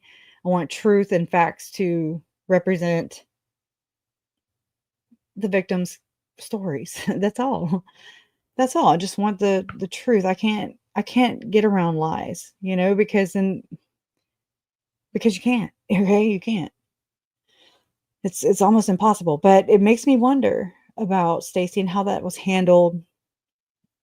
It's sad. It's really sad. I mean, was that like a shout out? There was a comment that Barry made allegedly in front of the congregation. I want to say, if I'm remembering correctly, I want to say that Megan said it, and that something about the hymn. It was just one of those caca, one of those phrases that it's a dog whistle, in my opinion. And again, this operates in plain sight. All these occult, these secret, shadowy societies. I don't know. This is what they do. And then when you find out, you're like, holy crap, I did not know that. I mean, anyways, it's really shitty is what it is. But it just makes me wonder. It makes me wonder about the infant Laura too. It makes me wonder. And I don't think that I'm unreasonable for wondering. Do I wish pain on them? No, I don't. But do I think that this stems from something at home, and it would explain the weird behavior, the sexualized behavior between Alex and Lori and God knows whom else, it really would. It would explain a lot. It would explain a lot, because these people in this particular group that exists within the Church of Jesus Christ of Latter-day Saints. Okay, this is the Church of Satan, but not the official Church of Satan. Like, I ain't trying, don't come at me, okay? Because they will. Because it's like a legit name of the Church of Satan. But this is the LDS version of it. And the members, a lot of these members that are, that I study are from Southern Utah. Basically where Ruby Frankie and Kevin Frankie were raising their children, where Jody Hildebrandt lived, where Chad Daybell and Tammy raised their kids for half their lives and then moved to Rexburg. It's where David Hamblin lived, Gordon Bowen. It kind of originates there. Then there's the whole thing with Chad being a grave digger. Okay, then you have, I don't know if this is related to Rod Meldrum, okay, but there's Meldrum Crematorium that I remember my friend Sue's telling me about, that's in Arizona.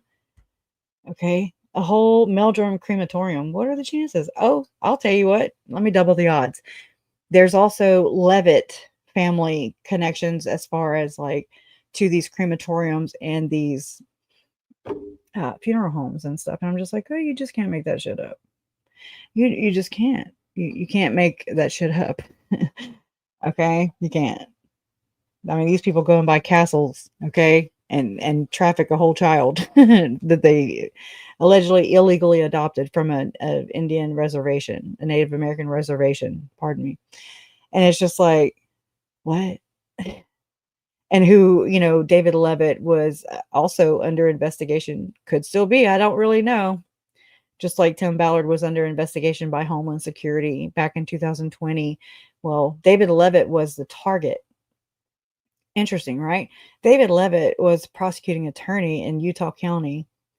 And he actually, he's over that whole Nicholas Alaverdian guy, the off the night, which I mean, he had him extradited, or they had him extradited over to Utah. He's back in Utah, but oh my God, it took pulling teeth basically to get that guy. The guy faked his death or tried to. I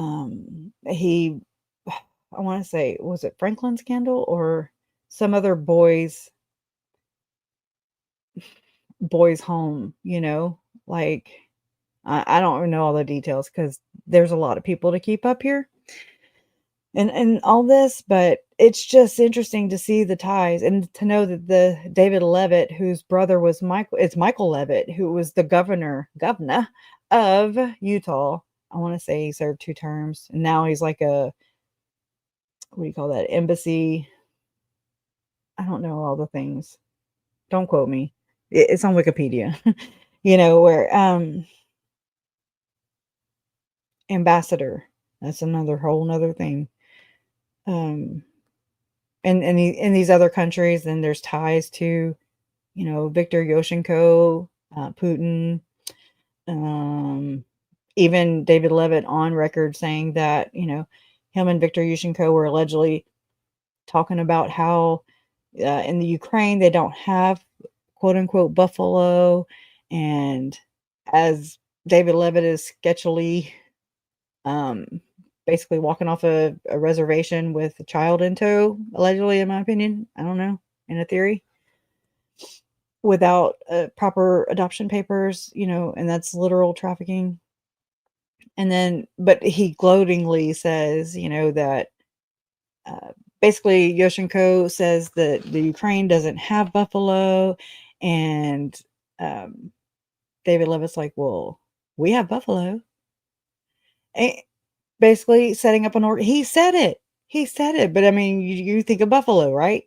No. Think about it in terms of humans, okay?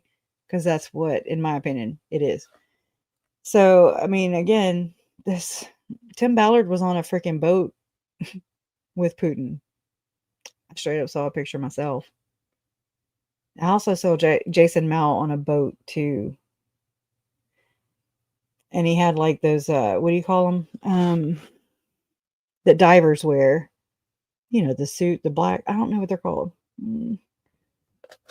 To go scuba diving, that kind of, and he had like the top half pulled down.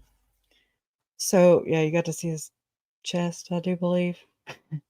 Hold on, I'm gonna go look for it real quick because this is gonna bother me. Jason Mao.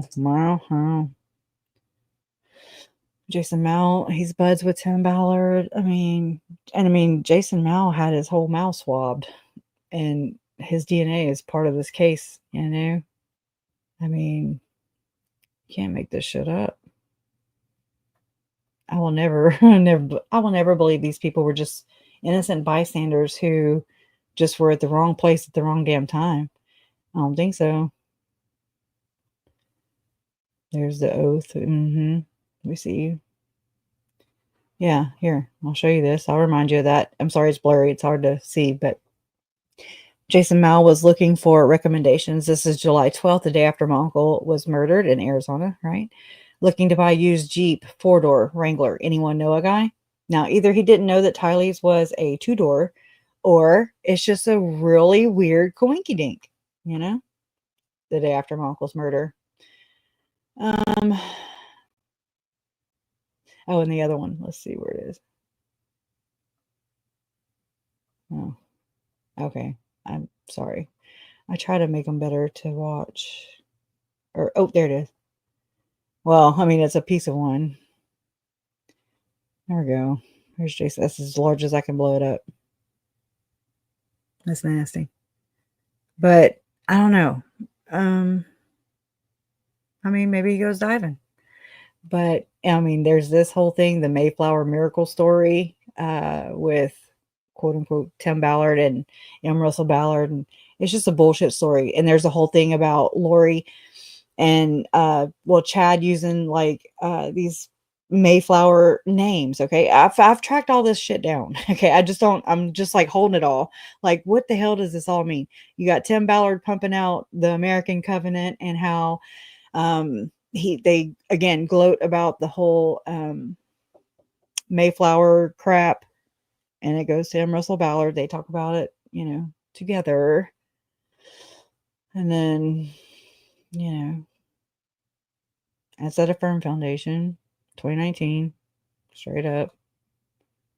Jason Mal, former Phoenix police officer, ex-wife Linda Vista, current wife Nikki Wood, supposedly sealed Chad and Lori in Mormon temple on November 16, 2018. Although I think it was on the November 18, 2018, but the temple records came from the church, and if the temple is supposed to be closed on Sundays when second anointings allegedly take place. So if I were a church and I were releasing temple records of two really infamous world known now convicted killers, I would probably, change the date too, to where it wouldn't track back to November 18th, which would have been a Sunday. You know what I mean? If I'm trying to keep it straight. But, which had guests, I'm sorry, it says hosted Time to Warrior podcast, which had guests Melanie Gibb and Lori Vallow, was a speaker at Preparing a People event in St. George, Utah on October 26, 2018, where Chad and Lori allegedly met for the first time.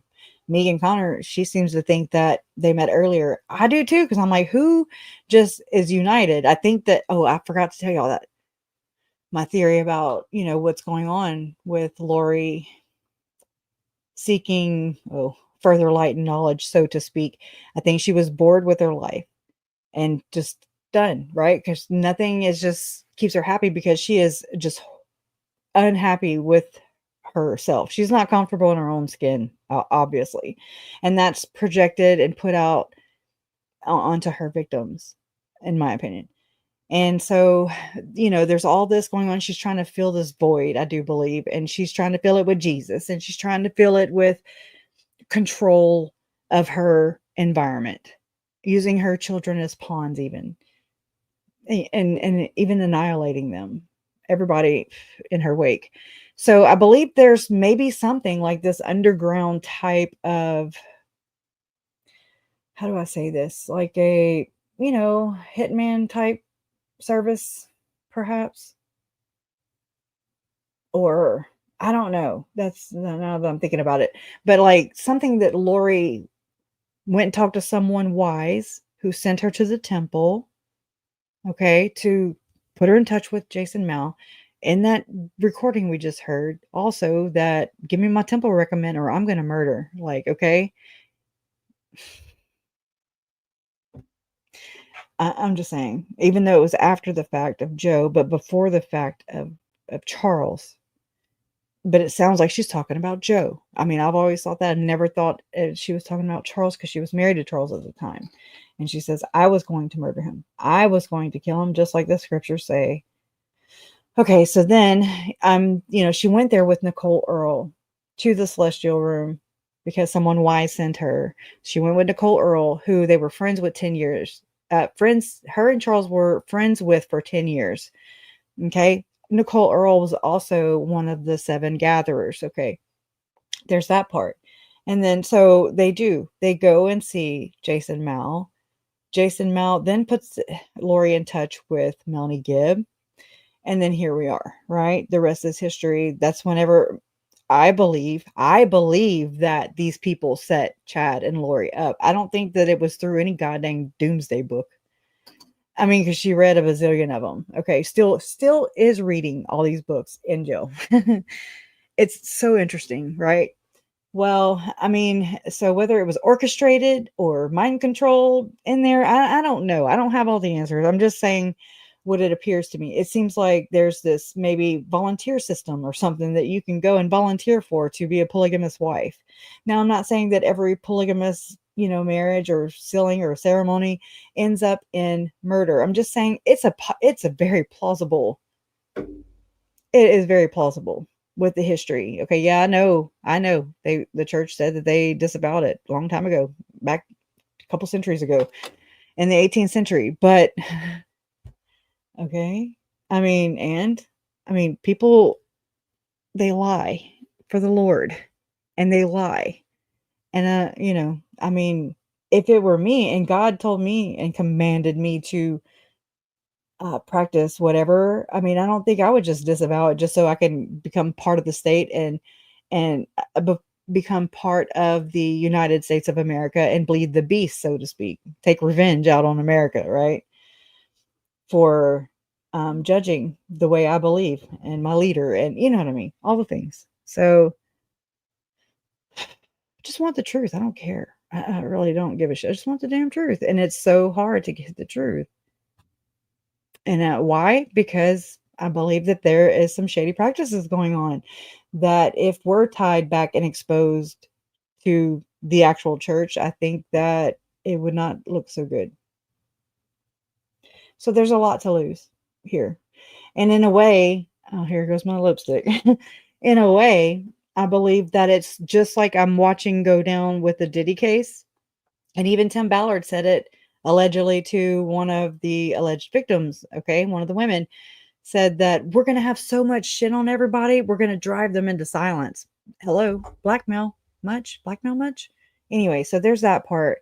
And then, there's this whole thing about we've been married before in a previous life. Now, whether that's just a line that we are being fed, or is this really what's going on? Like that Julie Jackson we just saw.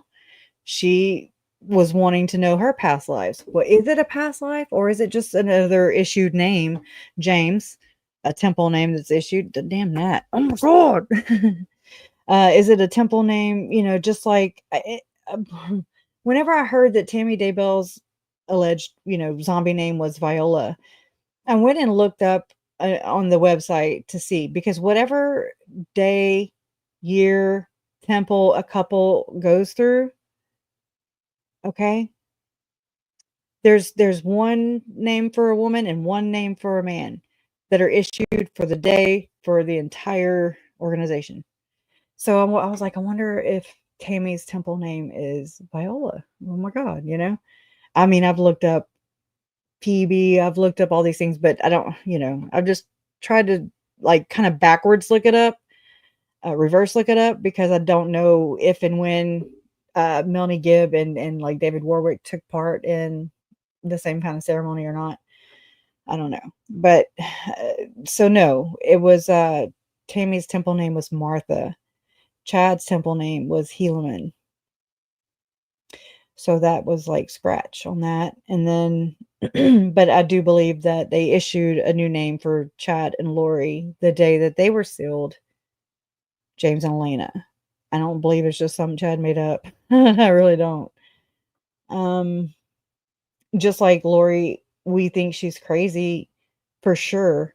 Uncle Charles thought she was crazy and mentally checking out when she's saying that she saw Jesus Christ in the temple. But if everyone knew that, if you just peel the layer back and look and research into this, okay, that really means that I was looking up just what was going on. The same words that Lori used to my precious uncle, the same words that she told my uncle, that is my evidence. That's what I bank on.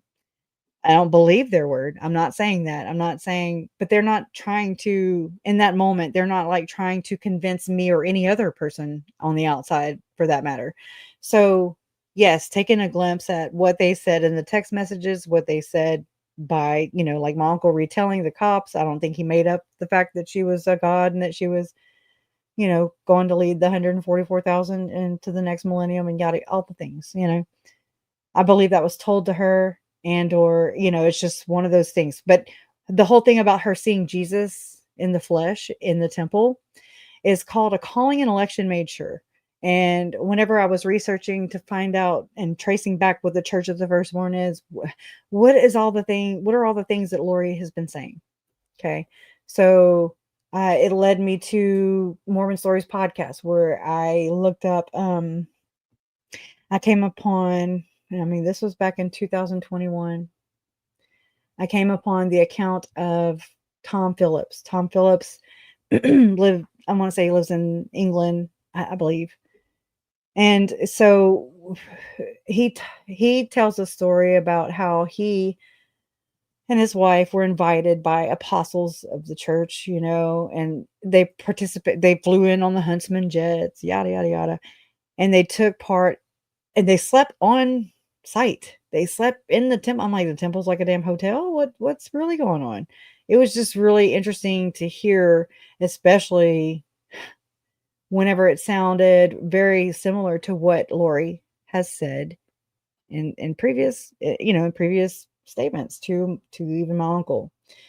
But how so this is an alleged, second anointing that took place, where the woman also has the priesthood power. She actually blesses her husband, which is unheard of in the LDS Church, whereas it's usually the man that does the blessing. So it makes me wonder about that too, because Adam Cox says that Lori was talking about how she had the priesthood power and yada yada yada. But there's Catherine Ballard. She allegedly also gives blessings. Melanie Gibbs says she does blessings. So whatever, maybe it's just a house by person choice. I don't know, individual. I don't know, but anyways, it don't really matter about that, because obviously they're not rule followers. Okay, these people are the same people that gallivanted in Rexburg, Idaho, which is this big. And I know that they were seen. I know that people who go to the temple had to have seen these clowns go in there all witchy. I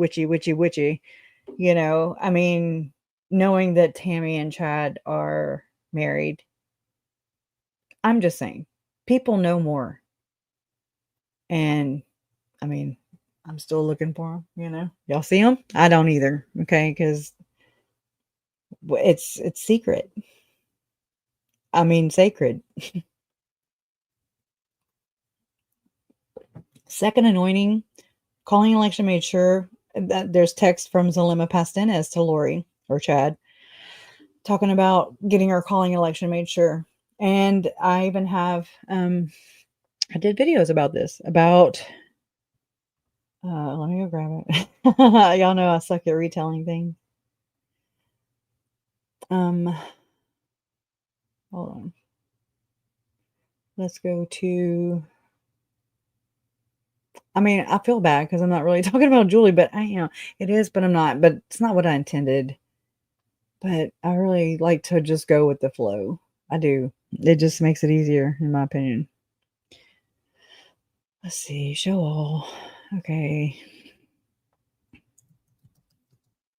Oh, spell right too. All right. Oh no. Okay. Let me get to it. What?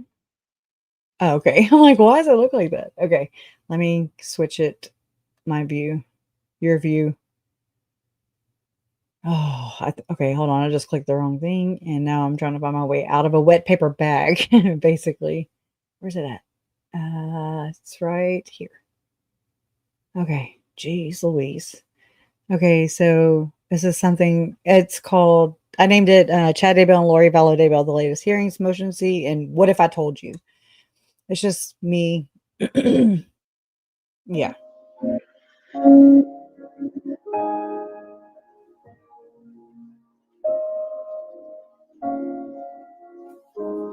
What if I told you that Lori Vallow's beliefs aren't just hers?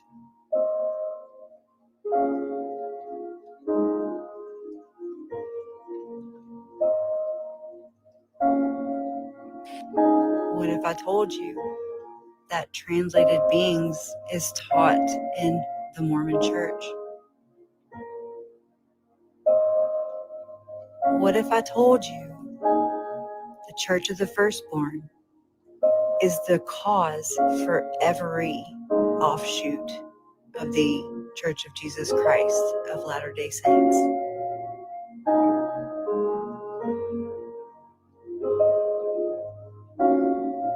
What if I told you that everything that we have heard in the media is from the Church of Jesus Christ of Latter-day Saints?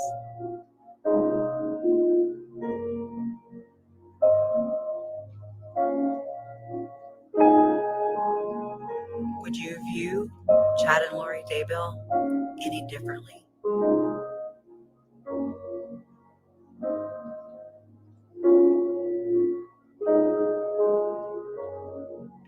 Hey Janelle, hey Nelly. I was muted. Okay, I mean the rest of it is just a picture show. But would Charles, Tammy, JJ, Tylee, and Joseph still be here today? Oh Lord, Grace. I'll never forget that moment right there.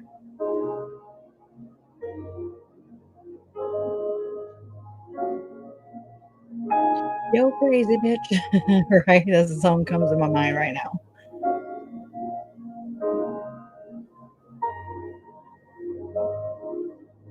Oh, I know. It was like scratching nails. It was. Yeah, like little Brand said, it's like the gain was turned way too high. I'll never forget these moments right here. Like the first, none of these. Like Jesus.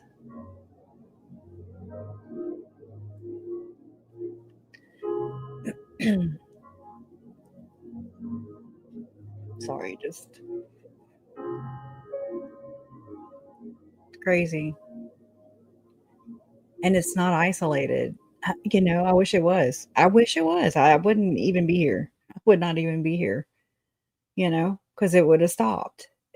I wouldn't be delving down every damn rabbit hole. I'm trying to find my way out. And I'm trying to show you this because this part right here is what tells me that, well, what Melanie's about to say and what Zalema had text to either Chad or Lori. I don't remember. I might try to pull it up while we're right here, but that Zalema also saw Jesus in the temple in the same spot that Lori did, according to Melanie. And so again, this is a code phrase. When anybody hears this, whether you're Mormon or not, okay, whether you believe, I'm just saying, keep your eyes peeled, your ears open. You know that I know that when you think of a church, you don't think of deception. Okay, first off, I didn't. And then I came to terms with the world I live in, and I was like, oh my God, you know, it is inverted, very much so. And so I came to terms with it through the murders of my family members, and through this case is how I got to where I'm at, you know, in my worldview for sure. It really jolted me into this inverted world that I'm just like, what is even going on? You know what? None of this is recognizable. And that's because what's up is down, what's down is, it's meant to be like this because it is crazy and it's outlandish, and people are less likely to believe people who are victims of this kind of stuff because it is so crazy and it is so it's like outside of our understanding and our perception. Okay. But it's not like we can't change anybody else. We only have control over how we react to things. That's how I take it, you know, like how I respond to people, things, you know, events that happen, you know, it's just in how I respond. And so I'm trying to change my perception. Like I'm trying to open my mind to be more open to whatever the world is delivering up at the moment. You know, I'm just like, oh my God. But, you know, I used to say that I wanted to be like Leah Remini, and I take that back. I don't ever want to be like Leah Remini, ever, ever, ever, ever. Hey, Little Brands. Thank you. And everybody thank Little Brands for gifting 5 memberships. Awesome. So, but like, yeah, I used to say that I'm going to be the Rhea Lemony of the Mormon church. So stupid, right? Because, you know, guess whose best friend was, is Leah Remini's best friend is J-Lo. And I'm just like, you know, guess who supports Best Friends Animal Society? Leah Remini. You know, and these are people that supposedly, allegedly left their cult, so to speak, their church. There's so many different layers of this stuff, you know, like if there's people who are like Joe Rogan, you know, and I'm just like, they have these big platforms. They influence a lot of people, just like Glenn Beck, you know, but to me, they're the web weavers. They're on that side. They're just purporting to be, they're pretending. It's all an act. If you listen to Tim Ballard, it is all an act. And I'm like, oh, I believe it. That's the one thing you do say. That's so on point, my man, you know? Anyways, so yeah, I used to say that there's just people that you idolize, that you look up to even. There's, because of the way it's framed in your worldview, you know, and then you're just like, oh, it crumbles every day. But I'd rather have the truth than to steadily. Oh, okay. I thought I hit a button and I did, but it's anyways. Yeah, I just really screwed myself up with that because what am I doing? Let me stop and then let me start. Allegedly, right? Okay, so let's listen to what Melanie Gibb is about to tell us, because this is what tells me that Zalema probably most likely took part in the same ceremony that Lori and Chad did. Listen to those two. She doesn't come up with this stuff herself. This has been coming up by other people, okay? Well, right. And I know that the big picture, it's all a little weird, but when you hear, because, you know, you're LDS. Yeah. When you hear something as in Moroni appeared to her in the temple and gave her priesthood powers, what did you think about that? Well, let me back up to when I first met her to help you understand how I got involved with her. You know, Jason Mou's the one that introduced me to her. He met her in the temple and said, hey, there's like-minded people that are spiritual, Here's Melly's information. So she meets me and she hears me talking a little bit because I'm doing something for a steak event. It was really normal and good, and, you know, had to do with, you know, like natural preparedness. So what Lori was doing, you know, something that we all can learn and enjoy. Anyway, afterwards, she's in the back with Melanie.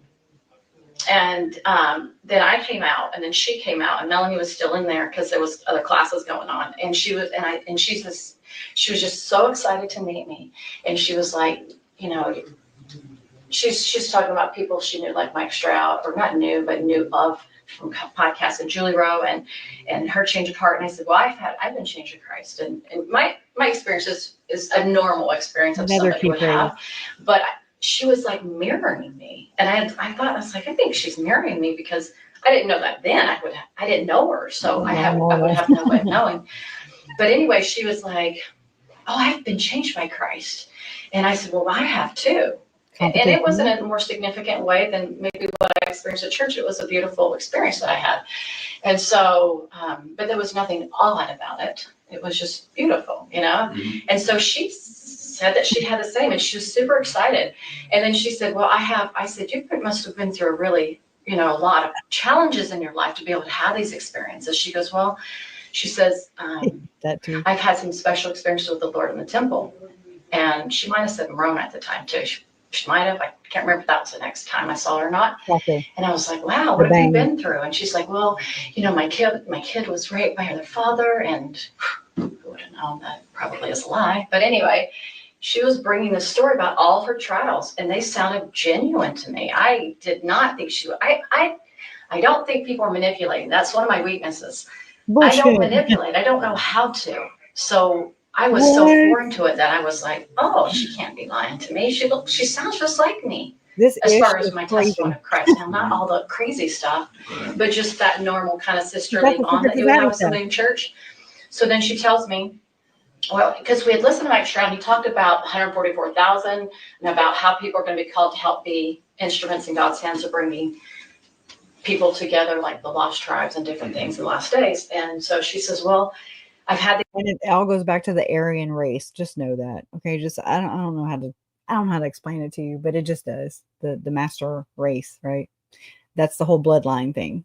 That's that whole fixation. these experiences, and I know that I'm part of the 144,000. The Lord sealed me his in the temple kind of thing. And I didn't necessarily that's a calling and election made sure. That is, it could be a second anointing, but a lot of people say no because they have their own, it's a secret ceremony. The second anointing is a secret ceremony that takes place. Allegedly, it did back in Joseph Smith's time, but it's supposedly stopped. And I mean, I'm just like, yeah, no, it probably didn't. And because there's like Tom Phillips' account where he was expecting to see Jesus Christ in the flesh after he took part in the second anointing. And that story right there made me marry those two. I was like, that's exactly what this is. Not Lori thinking that she's having freaking visitations with Jesus Christ. Maybe now she's having them. But then no, this is what faith, and these are faithful, practicing, active, tithe. They're these quote unquote worthy members in the church. And it's your most devout ones who we hear this about, right? It's not your lazy learners or whatever.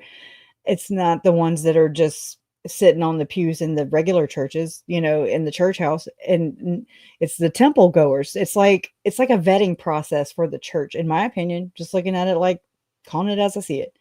It's like a vetting process where they, all the people who are really in on, secrets and or doing some really heinous shit, perhaps. I don't know. Speculation. I'm allowed that. To question things.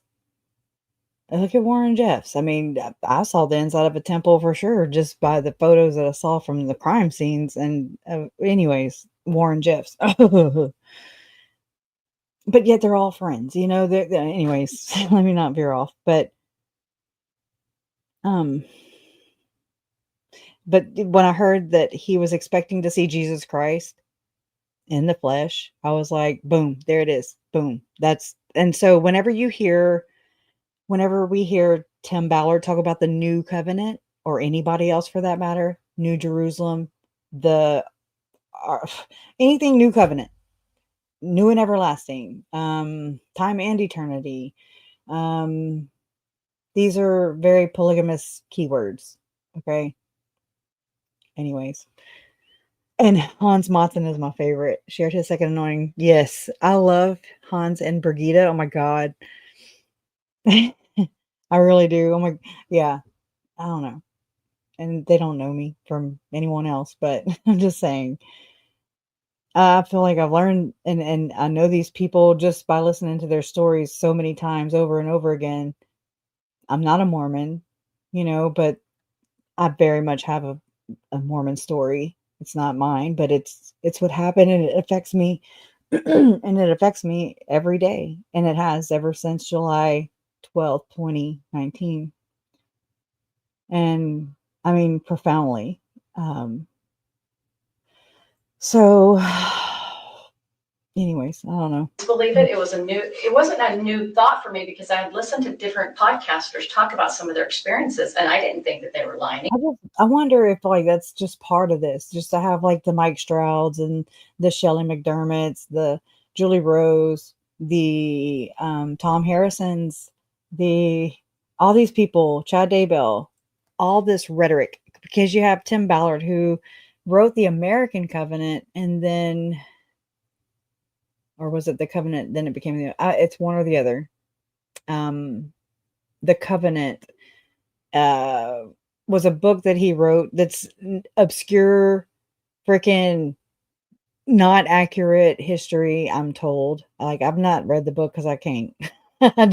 It's too much crap, too much propaganda. And I'm just like, this is so horrible. It was horrible to read Chad's books. And I still thank God for Wordwise, that channel at Wordwise. Go check her out.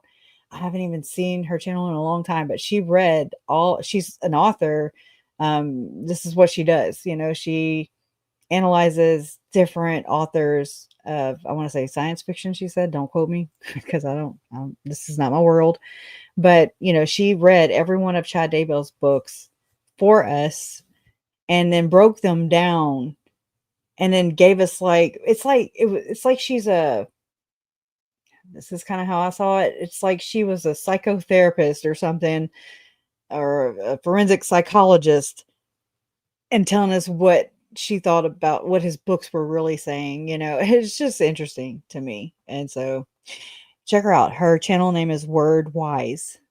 And I endorse her 100%. I support, you know, imagine living your life. I know I've actually, yeah, when I was tracking down the whole, we were married before in a previous life. And so there's these different forums of Latter-day Saints that, you know, blogs and stuff that they talk about this openly, but, you know, you're usually not going to have a Nevermo, whose aunt just did all this crap to, you know, 3 members of my family and other people too. You know, they didn't expect me to come along and just take a glimpse in, you know, but I'm so glad. I learned so much from just reading Mormons conversing with one another without, and it was years before. So it's not like they were trying to, um, you know, not reveal so much. So it just allowed me the opportunity to take a glimpse into their world, and they were doing just that. And I remember I made a video, never published it because I'm just like, oh my God. But imagine living your life, planning your afterlife, and doom and gloom day, prepping and pretending you're so perfect. And they all, like, a lot of the conversation was, well, I'm going to live in the celestial terrestrial. I'm going to be in the celestial. So, and then who can be a ministering angel, you know, only if you're in the 3rd tier, the highest heaven, you know, the goody one, which I have a whole theory for that, the way that's set up. And it does sound so crazy. Only because this isn't my language, you know, this is like me just going into a foreign country basically and trying to translate what the hell I'm seeing, you know, to you guys. So I know I sound so dumb and I know I sound so ignorant, and I'm used to it. So I've always said I feel like a baby with a pacifier in my mouth, and I just point and I'm like, you know, like, look over there. I can point you to it. I can, you know, it sticks in my mind like that, but I cannot make it sound sensical. Okay. So it's crazy. Oh my God. It's not my crazy, right, Angela? No, it's not my monkeys, not my circus. But yeah, it's so taking a glimpse at these people and listening to them just plan their afterlives out. I mean, that was heavy, big time. I was just like, wow. Wow, wow, wow, wow. You know, I mean, I get it, but I don't.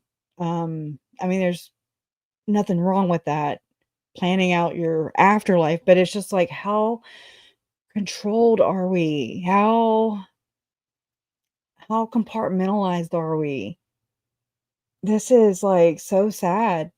It's so sad because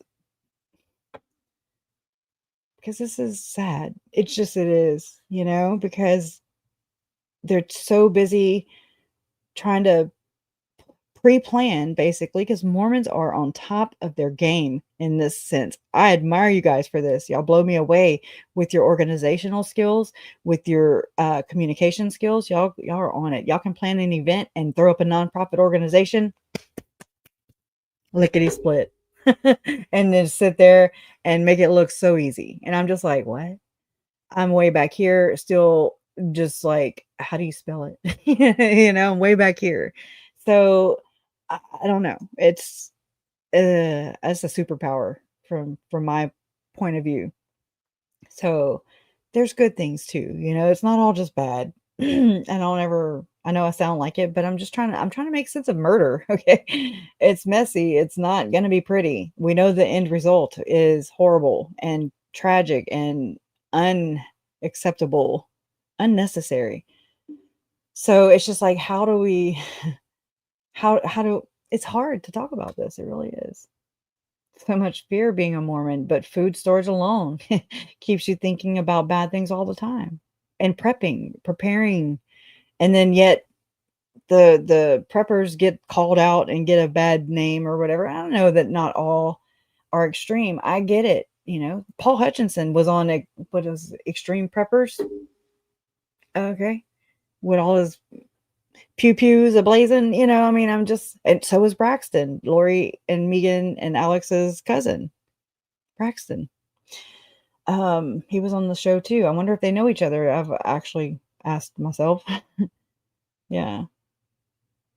We are too honest and real, Kresha. All of us in here are real people. Good, good. Takes one to know one, right? Okay, good, Jody Ellen. I'm glad you get it.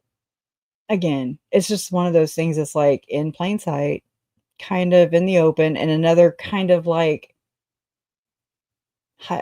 metaphorically, and I'm talking about Crossroads, who bought the property where Chad Daybell's house used to stand, where where Tylee and JJ were unearthed, where Tammy was murdered.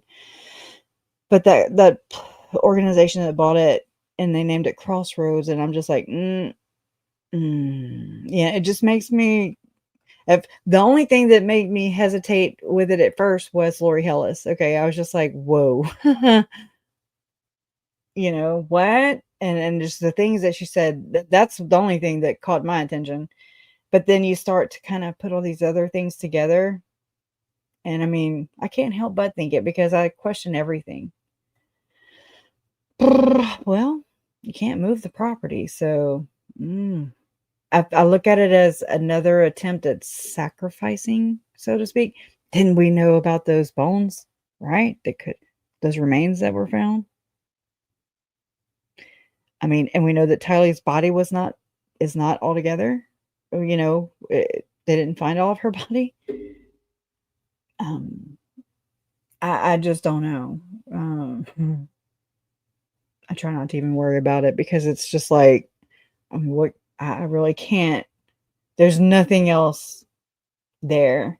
Those kids, this is how I've always seen it. And I mean, again, that's just my perspective. I'm just one family member out of all of them.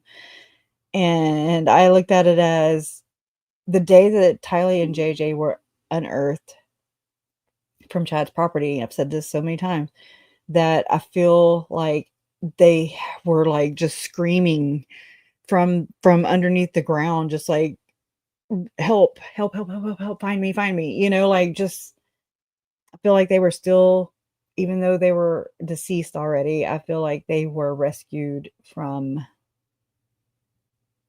the ground, from all that.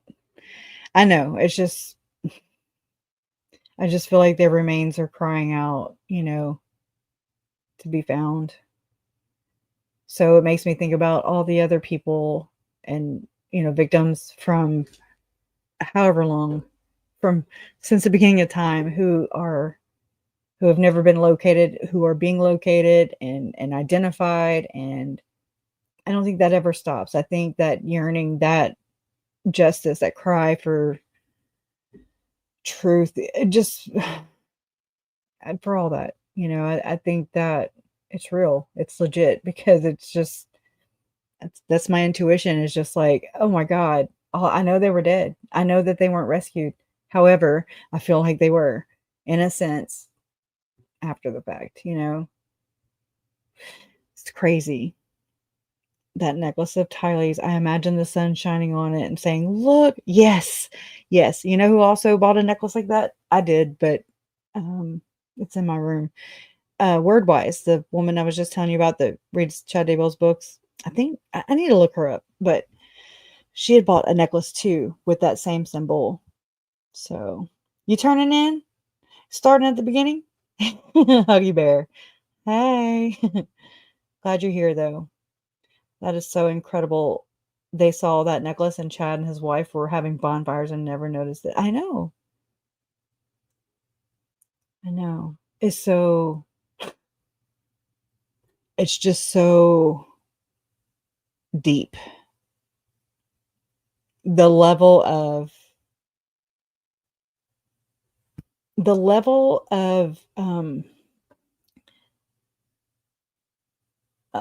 it's like they were conceited,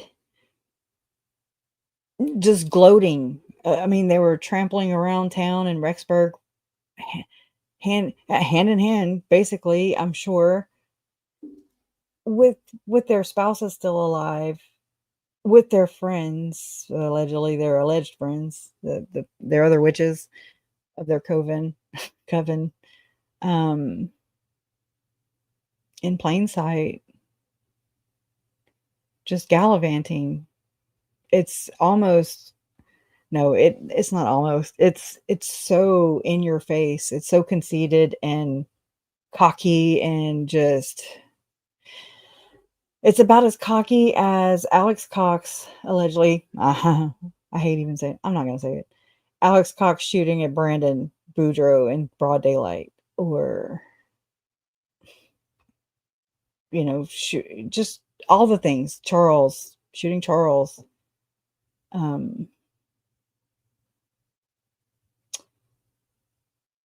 It's just all in plain sight. It's just so crazy. They crazy, girl. They crazy. Oh my gosh, they're crazy. I'm so glad that at the end of the day, I'm like, thank God that I didn't go that route. Jesus, I do pray for them. I'm not gonna lie. I'd be lying if I said that I don't pray for them. I do, and I think we're supposed to. We're supposed to pray for our enemies. I don't look at them as enemies. They're the ones with that view. They're the ones with all the hate, and they're projecting it all. That's the common theme is the projection. That's huge. Whatever they're saying and spouting and putting on to their victims is exactly what the hell they're doing. Okay. So Tim Ballard claims to be rescuing children. Where's the receipts? I don't want to know who the victims are, but there's no receipts. There's receipts of fraudulent looking behavior, though. Just saying. But anyways, now where am I going with that? Where was I going, y'all? Besides in circles. I don't remember. I remember. Hold on.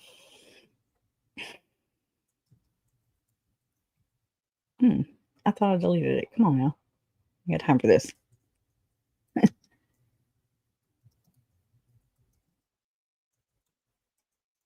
Yeah, we'll talk about this and then we'll end it because I'm not trying to have an 80-hour live stream again.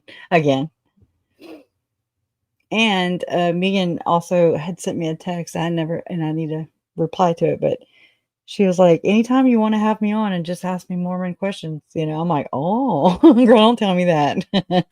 Holy crap. But I don't know whether to just do them on the fly or make a list, because I have a list. I just kind of want to talk about it and just, that's kind of how I am anyways, but I just think it's cool. I learn a lot too, by having these conversations. Nobody else is having the Mormon related conversations, the religious conversations, the even the what do you call it? The Mormon society, Mormon, the social part of it, and that's not just in the church. It's also how like-minded behaviors are taking place and things like that. So, I mean, there's a lot that goes on there, and I mean, it needs to be talked about openly. And as to the best of my knowledge, again, I'm not Mormon, never been, but I mean, I have hella respect for Megan because of, I mean, just I was glad to see her step on to, into the spotlight, so to speak, because it made me feel relieved. I felt crazy because I was just like, no, this isn't just Chad and Lori. And I understand it's not even just the circle jerks, in and around them. No, this expands, and it involves a alleged anti-trafficking organization. It involves all the way to the higher ups. This is huge, and or I'd have let go of it. My gut would have let go of it a long time ago. My gut has just been like, girl, you know better. Like it's just, and it has. It is, and I mean, I'm trusting in my gut. Yeah, my intuition. And by all the things that Lori has said to my uncle initially in the beginning, I take all that and I'm just like, where did this come from? And did they just go astray and start a cult? No, and will it happen again? Yes. And it did. And I think we have proof of that by Ruby Frankie and Jody Hildebrandt. And then, then there's Spring Thibodeau and Blaze Thibodeau, was missing, and all it just is more. And it's not so much, see, I'm more behind like the man behind Visions of Glory than just the book. The book, I think, is also in plain sight. I believe this man, Tom Harrison, is talking about his freaking remote viewing sessions. Yeah, I really do. I don't think they're really near-death experiences. Or maybe they are, but anyways, he's talking about portaling, basically. All right, so hold on just a second. I'm looking. Ooh. Okay, I gotta do this right. Jesus. Ooh. How's Jesus not gonna be in there? What? Control F.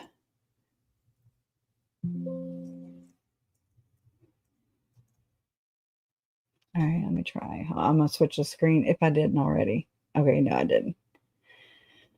Oh, la la la. Where's it at? Where was I just? I mean, okay. All right, you'll see it in just a second. I'm just trying to find the keyword. I typed it in the search bar. And you'll kind of hear, this is Tom Phillips exposes the second anointing. And let me grab this link. Also, this is on Mormon Stories podcast. Second anointing exposed, part 1 of 2. Yep. Right? Yes. Okay. All right. I'm gonna speed it up. So that's the kind of stuff that you read as you prepared to go to the temple. Is that right? That's correct. Yes. Any what were your reactions? What do you think? Like you said, you started to feel that you weren't worthy. Well, yeah, I hope that's a natural reaction. Yeah. Right. Which one of it? I mean, you answer temple recommend questions. That doesn't mean to say you're perfect. You're trying everything your best, but do I get angry thoughts? Do I do this? Do I? There are things. So yes, I spent a lot of time prior to that, and a lot of time on my knees, and then considering all sorts of things. Because as far as I was concerned, I'm going to meet the Savior, and he knows. This isn't meeting a stake president or a bishop. This is meeting the Savior. So you thought you might meet the Savior at the temple? I didn't think. Yeah. Good night, Angela. What were you going to say? You read out what's happening.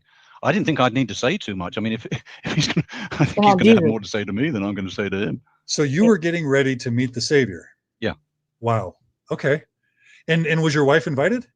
Yes. So it was something to be done together. Together. That's right. But she wasn't in the original meeting where the invitation was extended. No, she wasn't. It was me then that invited her. Okay. Okay, because I was kind of not paying attention. So let me go back to here. I typed in Jesus, but no. Or did he say Heavenly Father? He might be calling him something else, and I just don't remember. Oh, calling election made sure right there. Oh my God. Okay, let me just start at the damn beginning, okay? All right. It was quite extensive. I did quite a bit of reading from different sources. Would you, and I want to know, if you were me, would you have put this together, not being a damn Mormon? Not saying damn and Mormon together, I'm sorry. But this is very weird and difficult. Not weird, but it's just like, what? It's not very apparent. You know what I'm saying? Like I had to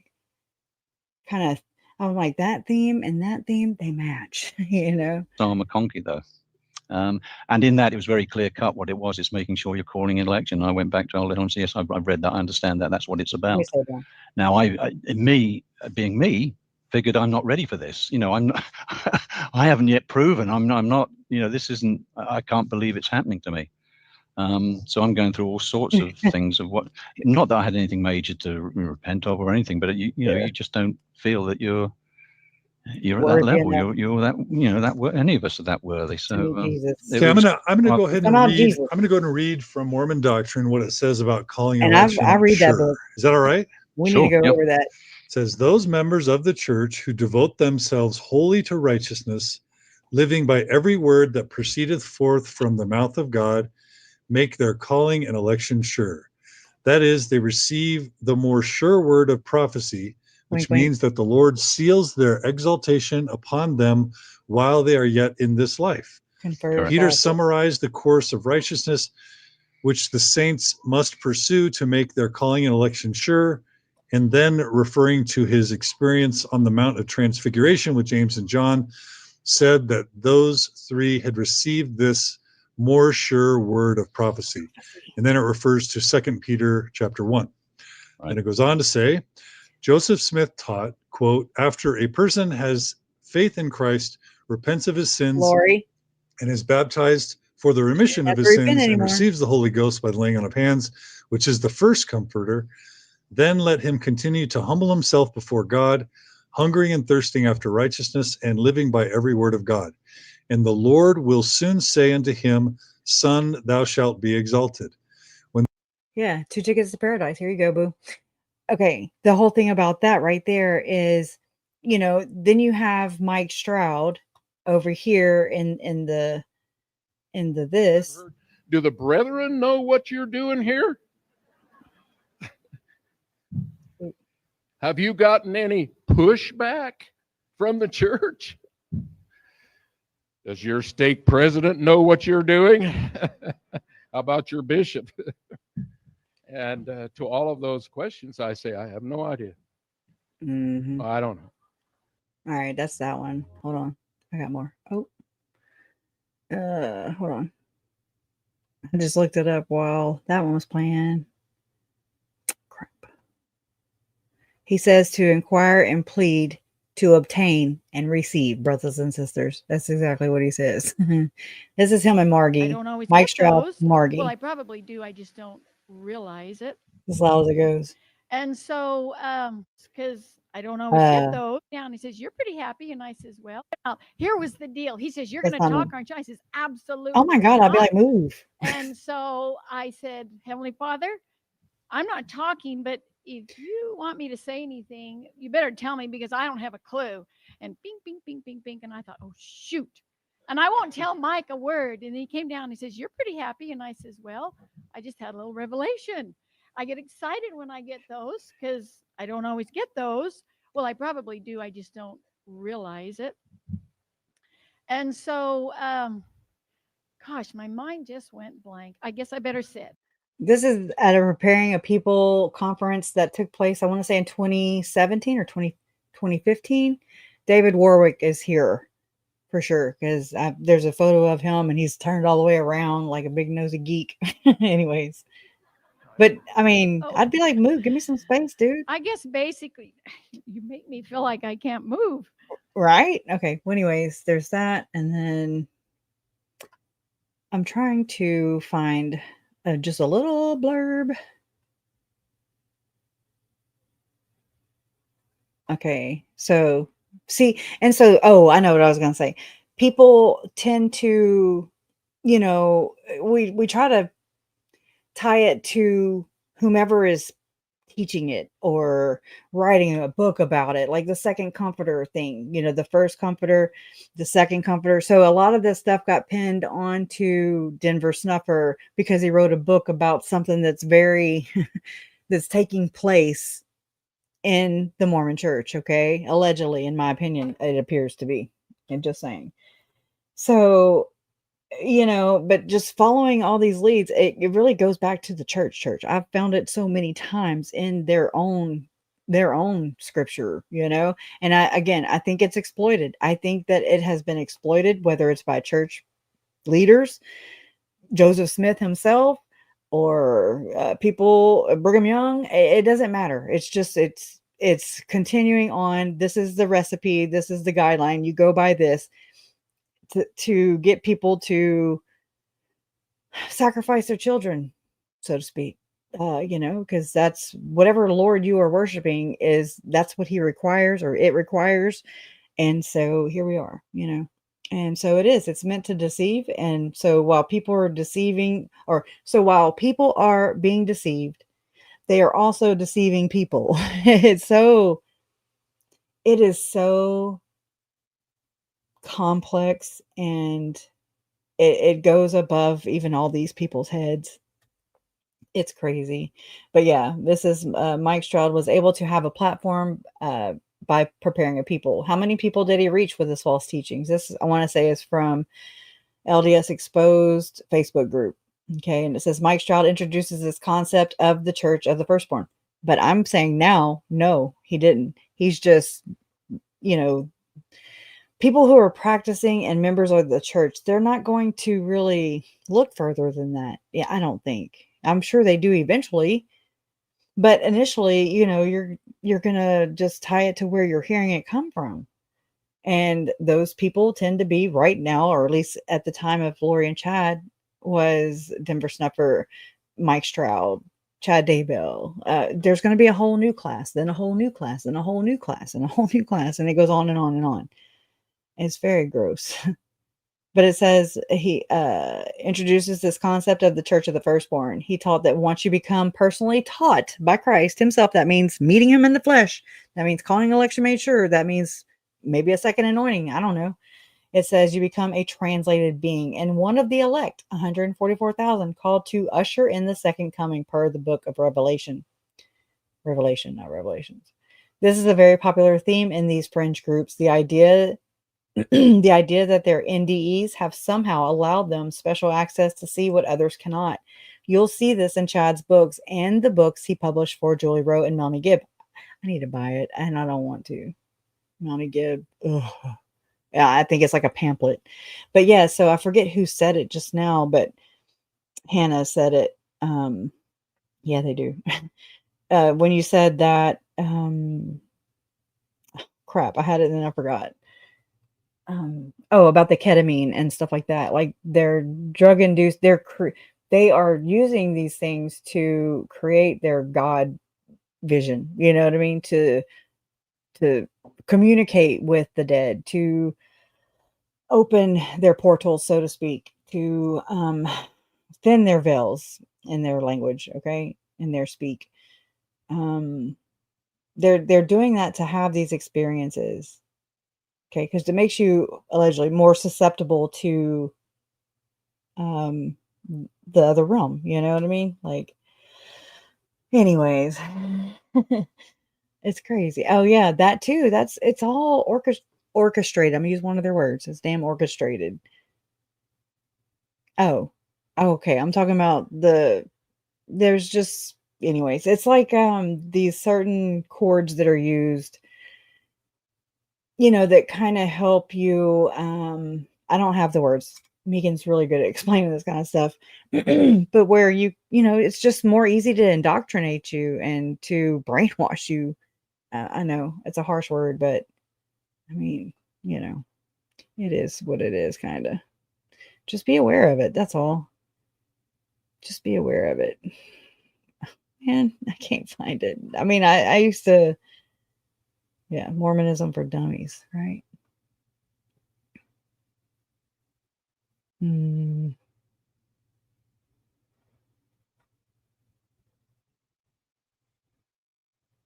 Like that right there. It says, this is truly what we see among many groups that follow teachers like Mike Stroud. They feel they are much more righteous and that through their own interpretations of the law we have now, they can gain a higher law and higher blessings and powers. I can point this shit out all day, every day. You can give me a Mike Stroud book and I'll be like, right here, right here, right here, right here. It's crazy. Like, I mean, comments even. Interesting that you would mention LDS Freedom Forum, which is a hotbed for followers of Denver Snuffer. Okay. I mean, I learned so much just from the comments. Highly favor the Lord, right? Then, like, there's this guy, which I bought a lot of his books. Time when the heavens look on with awe Hieromandris. and silence, that the 144,000 go forth in the earth. Their plagues, their judgments, and their ministry is to bring people into the church of the firstborn. We ain't seen nothing yet. Yeah, there's my boy. Just kidding. You are the group that are being groomed for that. Why do you think you're here? It's been a long journey. There was a point in my life, there's a changing point in your life, right? You're a member of the church your whole life. I always loved the Lord. There's a turning point in my life that Can't turned hear it. me to the temple. And this is what I teach everybody. And my change of heart was to the temple. Change of heart. I did not have a murderous heart. I just wanted to stop. Yeah, you did. Stop the pain. And so someone I don't even know what this video has. said, you need to go to the temple. So I went and met my bishop, and I was like, I'm either going to turn my life to the temple or I'm going to commit murder. So do you want to give me a temple recommend? And I was perfectly honest, because at that point I had nothing to lose. You get to the bottom rung and I had nothing to lose. And he gave me my temple recommend. And I started going to the temple every week by myself. I can't hear her. My current husband, just by myself, to the temple, to the Mesa Temple, which I love.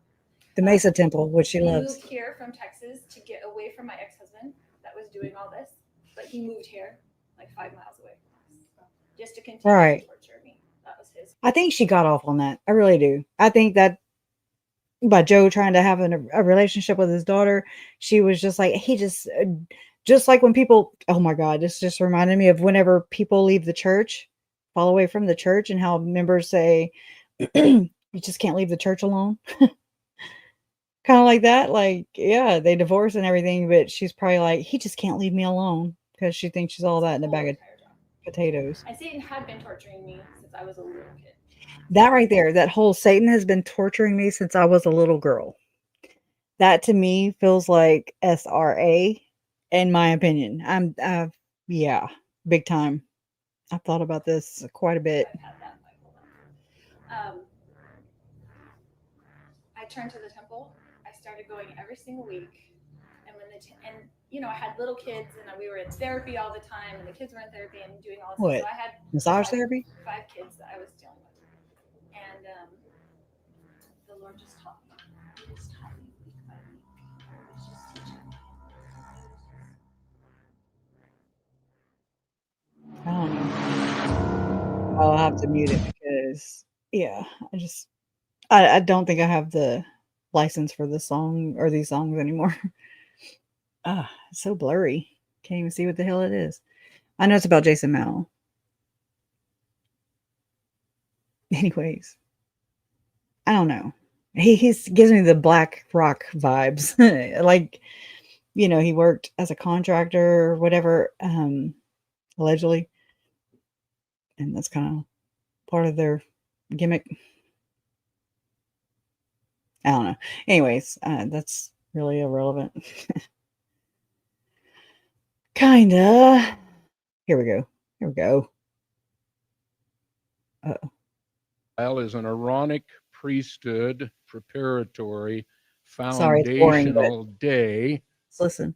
Call it part A Yeah. if you want, of the dispensation of the fullness of times. That is another quote. That's like a There is Melchizedek priesthood that is operative. People have received ordinations in the day of the Gentile. and now. But the Melchizedek priesthood will really be manifest in the day that's about to dawn. Recruit much? If you watch closely in your temple endowment ceremony, He's you telling can see them, that the robes represent priesthood authority. like, that's as a never Mormon. I'm like, okay, that's for temple recommend holders to pay attention to signs, symbols, and tokens. Okay, that only they would know, right? Because that's what he just said. Morning. Oh shit! You can see that the robes represent priesthood authority. What did I do? Where the robe's placed represents either Aaronic or Melchizedek. Oh. If you'll watch the next time you go through the temple and see where you're at and Y'all what hear it still? time represented by the various rooms that you proceed through, you'll see that what I'm saying is true. And that we're about to enter into a day of miracles. Let me just, I'm so sorry. I need to stop. I got to close the whole tab because it wouldn't shut up. All right. We're just going to end because it's almost 3 damn hours. Okay. Yeah, I know, Hannah. I know. I'm just like, dude, can you let her breathe? Smothering a little bit, huh? Did y'all know? I actually found out that Mike Stroud's son, one of his sons for sure, he also drove a shit sucker truck. I don't, what do you call him? Kind of like Alex Cox. He would go and suck out porta potties. So did Stroud's son. Interesting, right? Just saying. I was like, wow, what are the odds?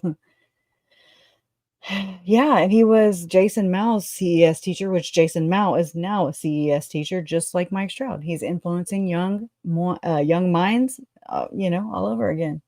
And that's freaking scary. He also wrote a children's book, Jason Mao did, which was interesting. Yeah. It's crazy. Oh, one more thing. I'm sorry. Kind of.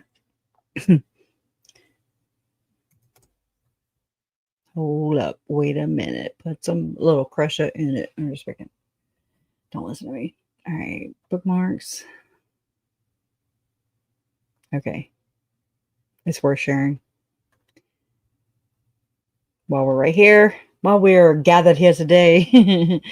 Yeah. Let me make sure. Okay.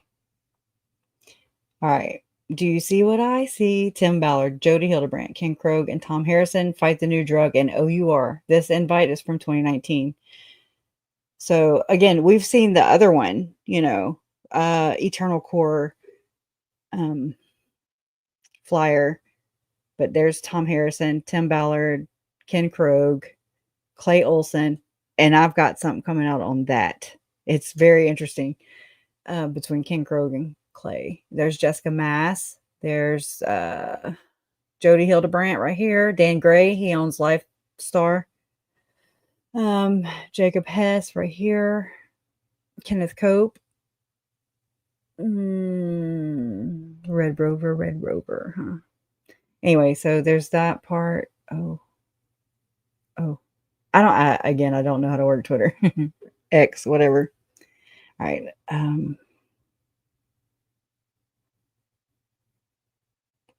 I finally watched these documentaries and listen to the podcast it's called The Opportunist. Gotta watch them. Haven't been here in a few days, so hold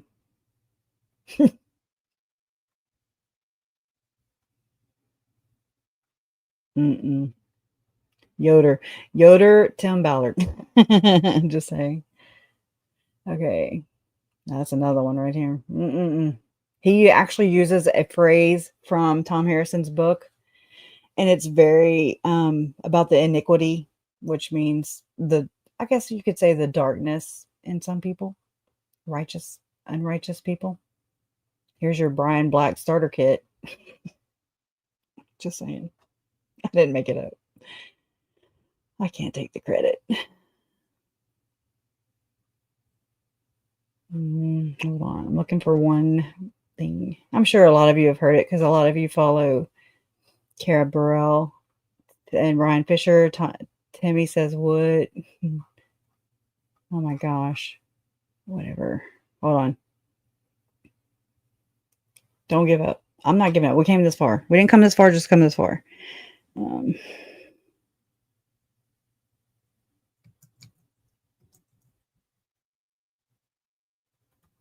me just go to his thing. Oh, I need to catch up.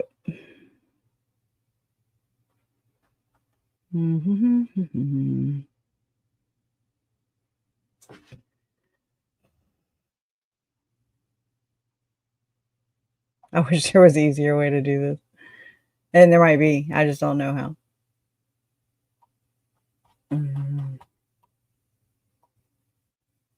Okay. Here. All right.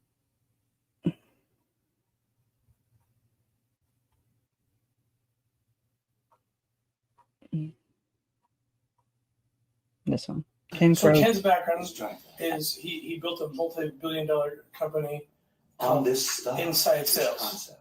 Like huge off, and so that's why. And I met him through Elder Ballard because Elder Ballard and the churches used him to use the same kind of tools and technologies for the missionary program and everything like that. And Elder Ballard actually looked him in the eye, and poor Elder Ballard can't even affirm this right now. But he said Tim will be 10 years ago. He said Tim will be a household name. Yes. And I was just like, what are you saying? Like no one knew who I was at the time. And he said, if we don't do it in 10 years, we'll all be slaves. That's right. If we don't do it in 10 years. That's some NWO programming right here. You need to guide that process to when it happens. You know what happened the next 2 nights? I had dreams all night long about what to do. And I even saw Tony Robbins. Oh. And we went up there to that whiteboard and we made a 2-story high whiteboard and we circled all the best places. And we circled the biggest name of all would be Tony Robbins. Who can corroborate that? We can. And the Lord had our back. I didn't do anything about that other than highlight what he showed. Well, I remember Elder Ballard, he said, okay, well, Tony it is. Yes. Okay, well, how do we get to him? Yes. And Elder Ballard said, don't let the Lord take care of that. And he did. Within 6 months, Tony Robbins calls me. Bizarre. And already firmly committed, and that's where we're going, you guys. So hold that thought, right? And so for sure, the 2016 2-story high whiteboard that was used, we shared here, 2016 whiteboard meeting where they write down everybody's names. Tony Robbins was on that whiteboard, and he's making it sound like it's a damn prophecy, which is some bullshit because we saw it. That was September 4th, 2016 when the 2000 all right, hold on. September 4th, 2016 is when the 2016 whiteboard meeting came about. September 4th. Okay. I wonder when it was that they ran across Tony Robbins because he was damn sure on the damn whiteboard. He just said it. We corroborated it. We have it. I can't pull it up because, I'm frantic right now. But I mean, I've shared it before. Okay. Then I found this video clip the other day. I found it, and it's Tim Ballard speaking, Sean Reyes speaking, and Clay Olson, Fight the New Drug, speaking at the same event. Okay. And so I captured where I know what it is. Oh, shit. Hold on. Hold on.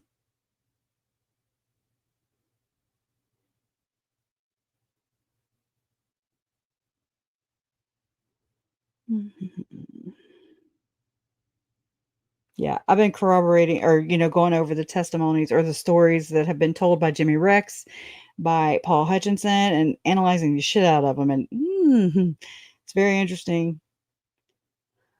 Give me a second. Give me a damn second. Just kidding. I have too many damn videos of these people, first off.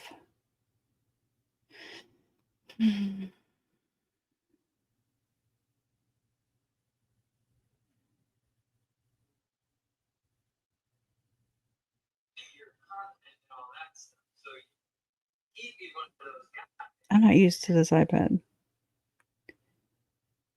You can't hear it anyway. It's too damn low. Anyways, but right. My damn they've been clogging up my damn storage, cloud storage for 6 years now. Straight up. That's another thing I want to read y'all. Damn it. Let's see.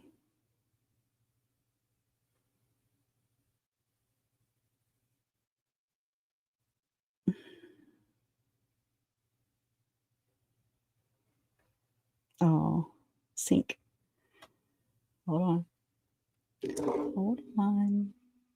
I'll let y'all. Let me play this again, so y'all ain't got to sit here and. So Ken's background is he built a multi-billion-dollar company. On this stuff, inside sales, like huge off. And he writes with Steve Covey. Because Elder Ballard and the churches used him to use the same kind of tools and technologies for the missionary program and everything like that. And Elder Ballard actually looked him in the eye, and Elder Ballard can't even affirm this right now. But he said Tim will be 10 years ago. He said Tim will be a household name. Yes. And I was just like, what are you saying? Like no one knew who I was at the time. And he said, if we don't do it in 10 years, we'll all be slaves. That's right.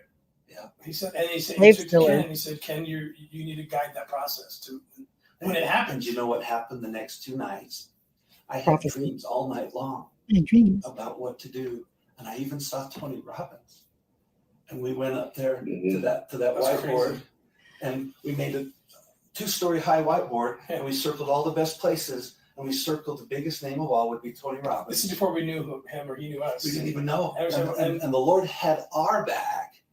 I didn't do anything about that other than highlight what he showed. Well, I remember Elder Ballard. I said, well, he said, okay, well, Tony, it is. Yes. Okay, well, how do we get to him? Yes. And Elder Ballard said, don't let the Lord take care of that. And he did. Within 6 months, Tony Robbins calls me. And already so crazy. Did, and that's where we're going, you guys. So it's just so crazy. All right, I'm just gonna have to release it, when I get my shit together, which is obviously not right now, and I gotta go potty. So, anyways, the bladder wins. All right, guys, thank y'all for hanging out with me tonight. I appreciate it. I hope you don't have to go to work early in the morning. If so, relax. Don't wake up late. Yeah, but I'm going to put that together because also in that other speech I was just telling you about where Ken Crow goes up at the the little podium, and he's talking about Clay Olson, just like he did about Tony Robbins. Clay Olson's also on the whiteboard, and it's another damn grand prophecy. Don't you know? Don't you know? I was like, well, that's interesting. Kind of calls you out there, Ken, allegedly. Anyways, justice for Tylee trolls. It's magic. I'm sorry. It's some damn magic. Oh, it's magic. Anyways, justice for Tylee, Charles, Tammy, JJ, and Joe. Love always wins, and you guys are proof of that. Thank you. And yes, the bladder always wins. That's what laughed at last. Bye.